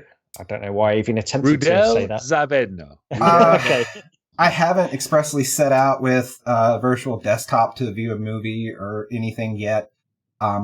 You know, there are times when I see flat video, like, for example, in Sinuous Sacrifice. So I've seen video. I would say it's not as nice as the Odyssey Plus for video. The Odyssey Plus is the best display I've seen for just purely watching video. So I'd give the edge to the Odyssey Plus there without doing extensive testing. To me, field of view isn't a huge deal, because usually the aspect ratio of the video and the application that you're using, like using the Netflix app and an Oculus Go, like you're not using the biggest field of view on that screen anyway. So, I would say for video watching, the SDE is good. Like, if you don't want an Odyssey Plus, like if watching video is important to you and, you don't, for whatever reasons, you don't want an Odyssey Plus, or you want one headset that is, you know, you want the wide field of view for playing games and such, the display is still very good. Like, to me, I feel like SDE is not an issue at all with this headset. Like, do I still see pixels? Yes. The headset looks great. It's to me the best looking headset out there, because I'm not a fan of the softening of the Odyssey Plus. But even though I think it's the best looking display in terms of clarity, and everything, it doesn't mean I don't see pixels. They're there. You still see screen door. But to me, that's more a function of the pixel density. Like, I don't think we need to take steps to mitigate the screen door at these resolutions. We just need to increase the resolution to begin with. My biggest question for you, Steve, is like, so you have an Odyssey, a regular Odyssey, you have an Oculus Rift, you have an Oculus Go, and now you have a Pimax. And a PlayStation VR. And technically a Vive VR that I'll never pull out of the box. I think I'm going to sell it, because I had to buy a kit to get the Vive controllers and everything. Yeah, that's right. But like, where are you going to be at in 3 months? Like, where are you going to keep these headsets around? Is there ever going to be a case like, are you going to bring out your Odyssey to experience something like Crow the Legend? I mean, like, or are you going to sell your Odyssey? Are you going to sell your Rift? Are you going to keep them around? What about like Revive, like playing Oculus games in your Pimax? Is there any kind of weirdness there? I don't know. So there is. So Pimax does not require Revive. Somehow they've baked in their own compatibility somehow. Maybe they reverse engineered Revive. I don't know, but you can launch Oculus games straight from the Pimax software, and it works. There is some jank around it. Like, for example, like, when my kids are playing a game, or if I have more than one person here in the room, I like to mirror the audio to the speaker so everybody can hear the audio. It's a no-brainer. I haven't figured out how to do that on Oculus games through the Pimax. Through Steam, it works. You use the Steam mirroring just in every way. But like, if I have my wife doing Crow the Legend, which, you know, she doesn't play VR that often, but of the Pimax, she was like, holy crap! The wide field of view was amazing. She's like, this is what VR is supposed to be like. Those are her words, not mine. But when she's doing Crow the Legend, I couldn't figure out a way to mirror the audio. So to me, that's a maturity level of the software that I think they're still working through and they're still improving. And I just look back to the Vive, although I've always been able to mirror audio on the Vive. Back in 2016, there was just a lot of jank around Steam VR. And, you know, Pimax feels a lot like Vive 2016 when it comes to the software and the game working correctly when you launch it and stuff like that. It really feels like 2016 again.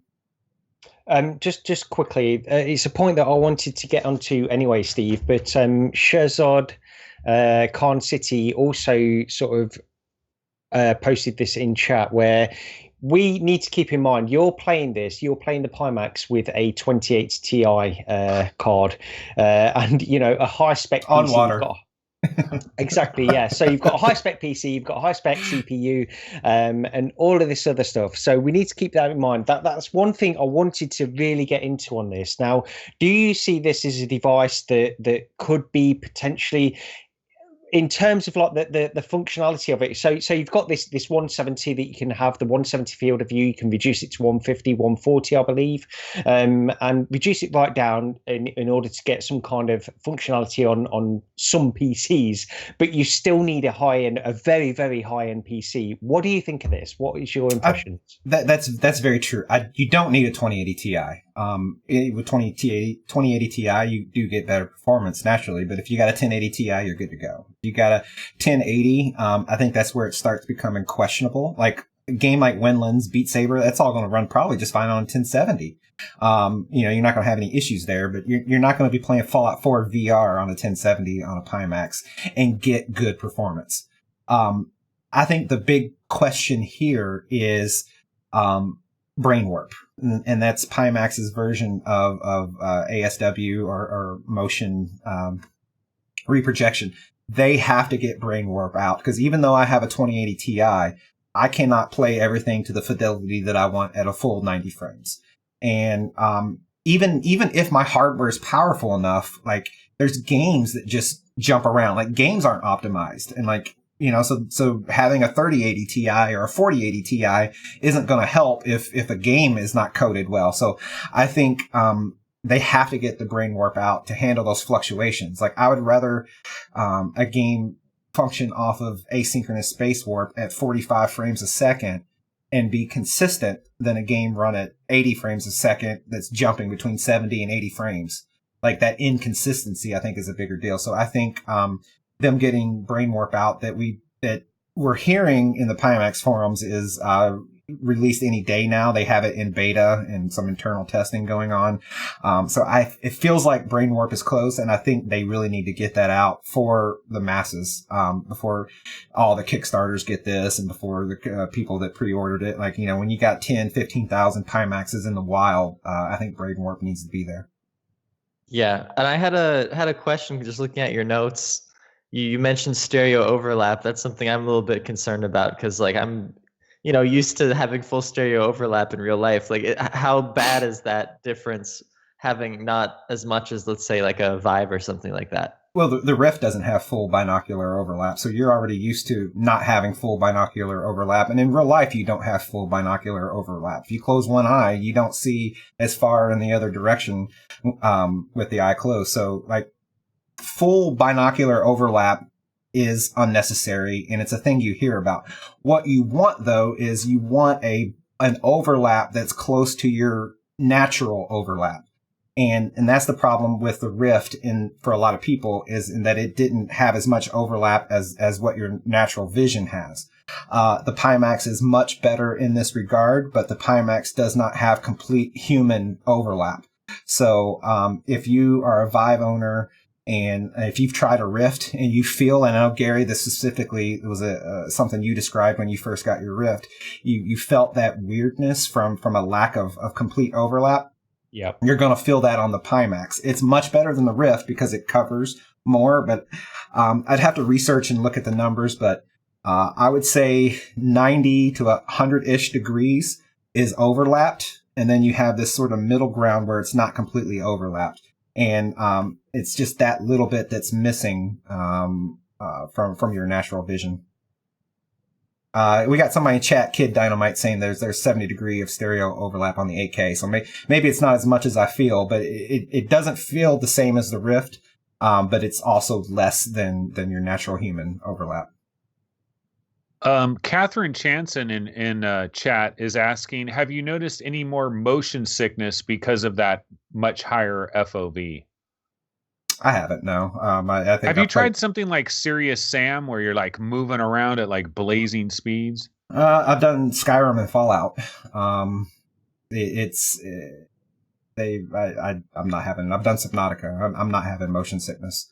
But I play a lot of VR. To me, I don't think I've also done Project Cars too. So, I don't have any motion sickness at the full large FOV. Sorry, Steve, just on that point, because I don't know if I've ever spoke to you about this, whether you ever suffered from motion sickness in VR at all, because personally I haven't, and I know people are susceptible to it, but have you ever suffered from it, and could that play a part in why you haven't suffered from it in Pimax? Yes, I have suffered back in 2016. I had to be careful. Like I never puked or anything like that, but I remember in the when we played the demo to Resident Evil 7, I forgot what they called it, way back, I think maybe it was late 2016. That demo kind of made me queasy. And occasionally, like Alien Isolation, when we first got that mod, I sort of had to close my eyes when I turned because it didn't have the snap rotation. So I am susceptible to it. If you barrel roll, like in a game like Valkyrie or such, you can feel it. But, so I have felt motion sickness, but there's nothing inherently about the Pimax that is making me motion sickness in anything that wouldn't make me motion sick in any other headset. Okay. Oh, one question I had is is there one particular game that you've played on it where you feel like, oh my God, this is now the killer app on this Pimax, like it's been enhanced so much more or something? Or is it just all games are improved to a certain degree? It's just like a new monitor that improves everything. I would say it's more in that camp. There isn't any one game that I feel like, requires the Pimax or anything. Like, I say the thing I've been most impressed with is probably a game like Skyrim. Or Elite Dangerous really feels better to me. You just and this is really for the Elite Dangerous fans, and I'm not really deep into that game. Like, I don't even get into combat. I've spent maybe 10 hours in Elite Dangerous total, so I don't really know the game that well. Like, I almost think of it as more of a space aircraft simulator than I am in terms of actually playing the game. Yeah, me too.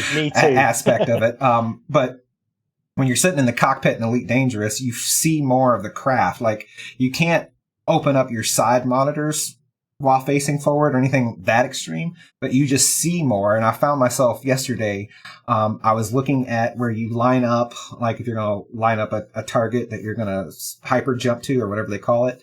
I was able to look at that without moving my head, and just using my eyes was looking between my weapons engine, that setting, and looking over at the targeting, all without turning my head. Like I was taking steps towards natural vision, that I'd never done in VR before. Oh God, Steve. Sorry.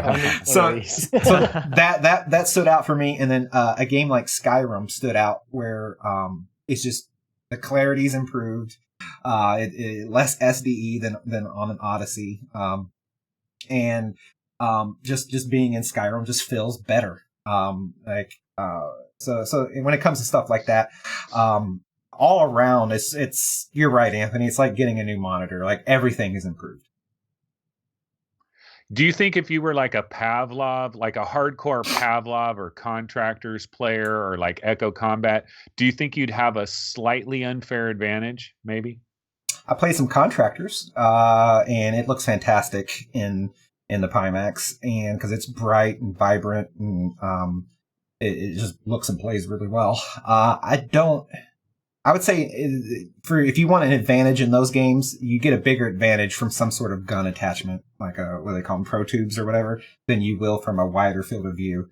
All else being equal, maybe there's an advantage, but I feel like those games are, it's less close quarters combat. And I know close quarters combat comes into play. I'm not saying there's zero close quarters combat in those games, but I feel like it's more shooting from a medium to long range distance that, I don't know that the field of view really gives you a huge benefit. I think technically it must, right? Like, you're naturally going to see things you don't see otherwise, but, I don't feel like it's like, a poor player is suddenly going to be performing better than a good player or anything like that. All righty. Well, that is a lot of information to take in there on Pimax. It sounds like everything is really good. And as in terms of like where are you going to be 3 months from now? I mean, are you going to hold on to these other headsets to just see if like this is a honeymoon period, or to see like? Yeah, I think I'm going to sell my TP Cast on the Rift. I don't think I'll be using it enough to keep it. So if that tells you anything, I'm preferring Pimax to a wireless Rift. So and I really like wireless, and I would say I had wireless working better via the TP Cast than the average person did. And for me, I'm using the Pimax instead. So I'm going to keep the Rift, and they lowered the price, so the used market value of the Rift is not as high. Like I don't know what used Rifts are going for. Like, so for me, I'm keeping it there on the shelf, A, for the kids, and B, for that Oculus game that for whatever reasons won't play well in the Pimax or won't play well with the Vive controllers. Like, there's going to be something that means I needed to pull the Rift out. The Odyssey is the question, is whether or not that if I sell anything, it's going to be the Odyssey. And I like the Odyssey just fine. It's just, it goes back to, I don't have a need for this, and people aren't sending this stuff to me for free. So like, I'm using my hard-earned money, so I need to decide, like, it's not in my interest necessarily to have a $300 device sitting on a shelf that I never use. So I have to think those stuff through. John Schubrook says, "Did you miss the Rift controllers?" Absolutely. I cannot stand the Vive controllers. I cannot stand them. Knuckles cannot get here quick enough, or the Pimax controllers cannot get here quick enough. I just hate the Vive controllers. They work well for Beat Saber, though. They work well for To The Top as well. To The Top seems to play way better on Vive controllers for some reason. Phil Yarn asked a good question actually in chat, and somebody might have asked this before as well. What field of view setting are you using, Steve, on your Pimax? I'm still preferring.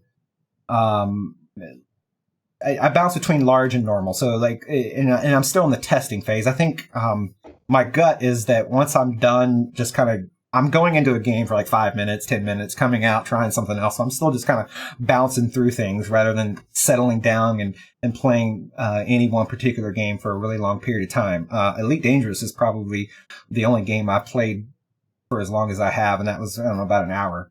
I think I'll settle in. My gut says I'll settle in on the 150 option. 170 works, but it's just, it's back there, and it's nice.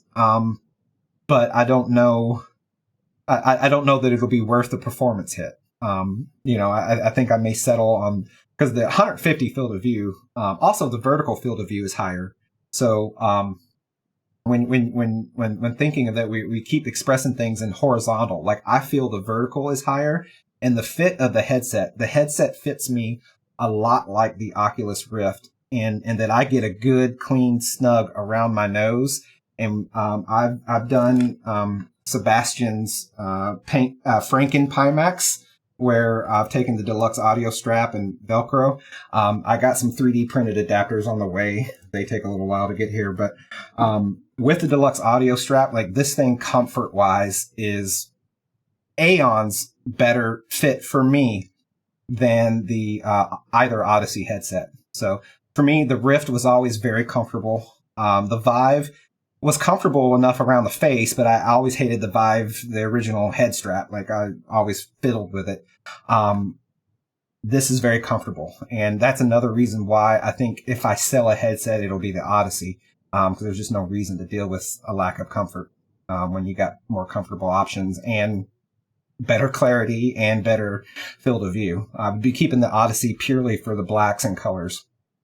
What's the longest play session you've had so far? Like, have you been in there on your Pimax? Have you been in there for a full 2 hours, a full 3 hours? What's the longest?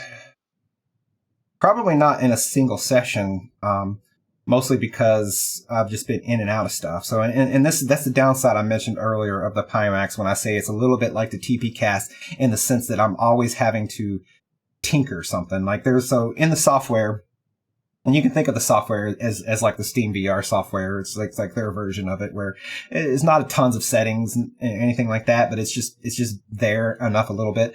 Like, there's a checkbox called compatible with parallel projection. And I don't know everything that it's doing behind the scenes, but basically, if you turn a game on, a game like Elite Dangerous does it, for example, Subnautica does it, and there really should be a list of all the games out there. Maybe there is, but you'll get double vision. And it seems to be maybe games that have their own engine and that rather aren't strictly, carbon copy, Unreal or Unity games. I don't know, but, some games just require you to check this box. That's all it is. You just check a box. But that means like you get all in there, you'll like say, keeping with Elite Dangerous, you'll get an Elite Dangerous, you'll boot it up, you'll have double vision. Crap. You gotta take it all off, go to your computer, click the checkbox, restart Steam VR, put it all back on. So it's that's that friction issue, and it's kind of annoying, and hopefully their software evolves so that you don't have to do that.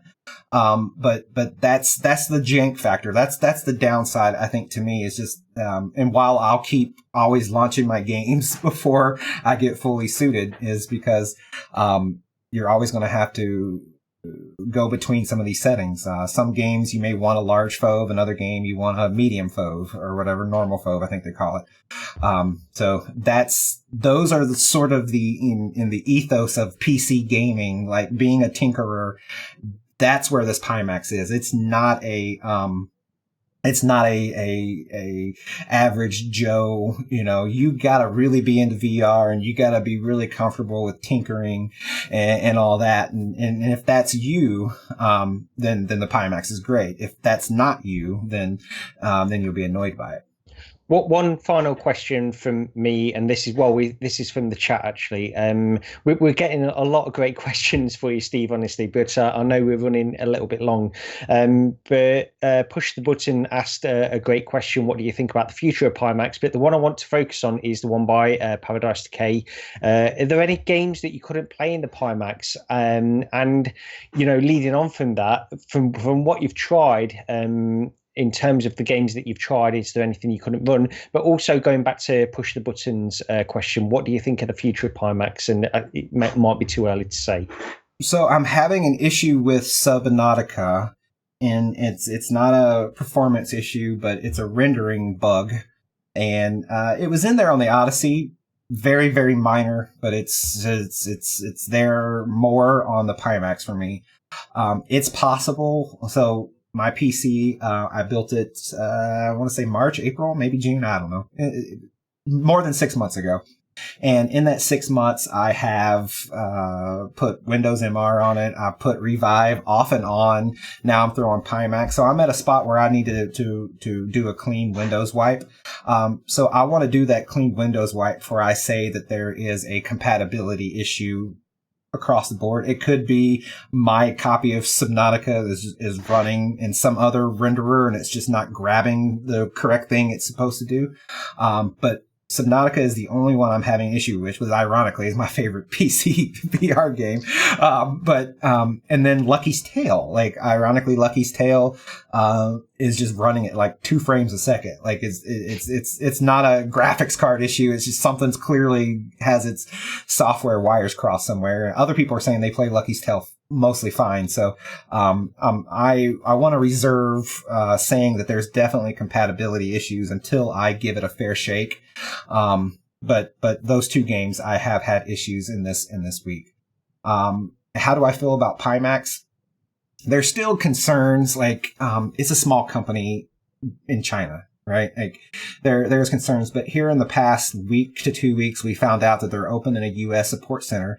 They've hired a U.S. representative, Kevin Henderson. Sebastian interviewed him this week at CES, and the guy seems very he described a background similar to I have. The guy has an engineering background, and some of the things that he was saying tells me that he gets it and that he understands support and customer service. So I feel good about them. Like, I don't feel any worse about Pimax than I do HTC. Like, I mean, a lot of people say, well, what if you need support on your Pimax? I'm like, yeah, that is a concern, but like, what if you need support on your Vive? Like, you know, like, I don't think Pimax is going to tell me to pound sand, whereas I think HTC will. Like, so I feel okay about them. I don't feel as good about them as I do Samsung, or as good about them as I do Sony and the PlayStation brand. Like, not even close. But I feel that their hearts are in the right place. I feel like they're legitimately trying to do the right thing, and I think they will stand behind their product to the best of their ability. Will their ability be good enough? I don't know, but I do think they're sincere, and I think they'll try to do the right thing. Here's a question. Do you think that it's such a game changer that if your Pimax has a problem, you'll just immediately buy another one and worry about getting the other one fixed in due time? Like, I mean, can you live months without your Pimax now? It'd be hard. Like, I mean, it's expensive enough that I don't know that I wouldn't get smacked in the back of the head from my wife if I just went out and dropped, what, $700 or whatever to get a replacement without waiting for a support option. I think if I was outside of warranty and that there wasn't another interesting headset on the market at that point in time, I think I'd probably buy another one before I would say, oh, well, I'm just going to use the Rift only. Like, if 7 months from now my Pimax breaks, and in this 7 months Valve has released a 150 field of view headset, then I may just go that direction. But as of now, like, to me, the Pimax is the most interesting headset on the market, and it's the only thing I want to use. Shirzad Khan City said 2080 Ti can't run Lucky's Tail. I can run Elite Dangerous at a very high level. I can run Fallout 4. Fallout 4 was better than I thought it would be. It's certainly not running at a full 90 frames, but I couldn't run it at a full 90 frames on my Rift, so that doesn't count. Lucky's Tail is an issue that I'm having. It's obviously something going wrong. I don't think it's a GPU or a Pimax problem per se. I just think it's my particular PC. Lucky Tail's the most demanding game, confirmed. Scrolling through, people ask, what's the build quality like? It's incredibly light. And that's one of the first things you notice, is that, it's lighter than you expect it to be given its size. And the plastic feels, it doesn't feel as premium as the Vive. It's a hard plastic, much like the Vive in that sense. Whereas you look at the, like the Rift, it kind of has the fabric-ish kind of softer material on the outside. So it doesn't have anything like that. I haven't dropped it. The build quality seems fine. Like, I don't plan on, putting it in my hands and twisting it or anything. Like, I don't know that it would survive abuse. I think the Vive is probably more industrially robust. But the Pimax doesn't feel like it's going to fall apart when I pick it up or anything crazy like that. Are you spending a lot of time in them Pimax forums? I'm spending some time. I had made a thread on Subnautica because, again, that rendering issue that I was seeing, to see if anybody else had the same problem.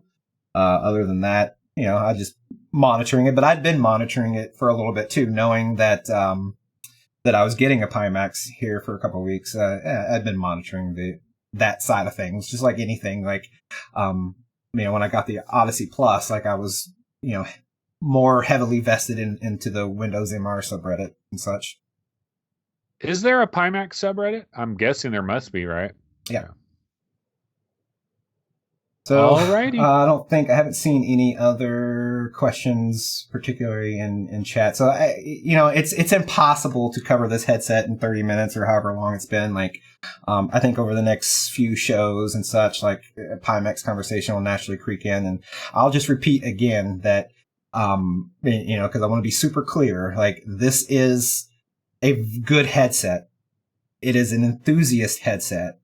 I don't want to use any other headset. That's where I am on the Pimax, but it has some jank, not in its build quality, but in its execution and its integration with both Oculus and Steam VR. It's not perfect. And I think the software is going to get better. So I don't think, luckily it's the software that I think that has issues and not necessarily the hardware. So I will recommend a Pimax to anybody that's a huge fan of VR. and that has a good enough computer and everything. I won't recommend it to somebody that doesn't like to tinker, or someone that has frequent computer problems and things like that. Like, the Pimax probably isn't for you if you don't like to tinker. And Anthony, I wasn't singling you out, but yeah, sort of, like, you know.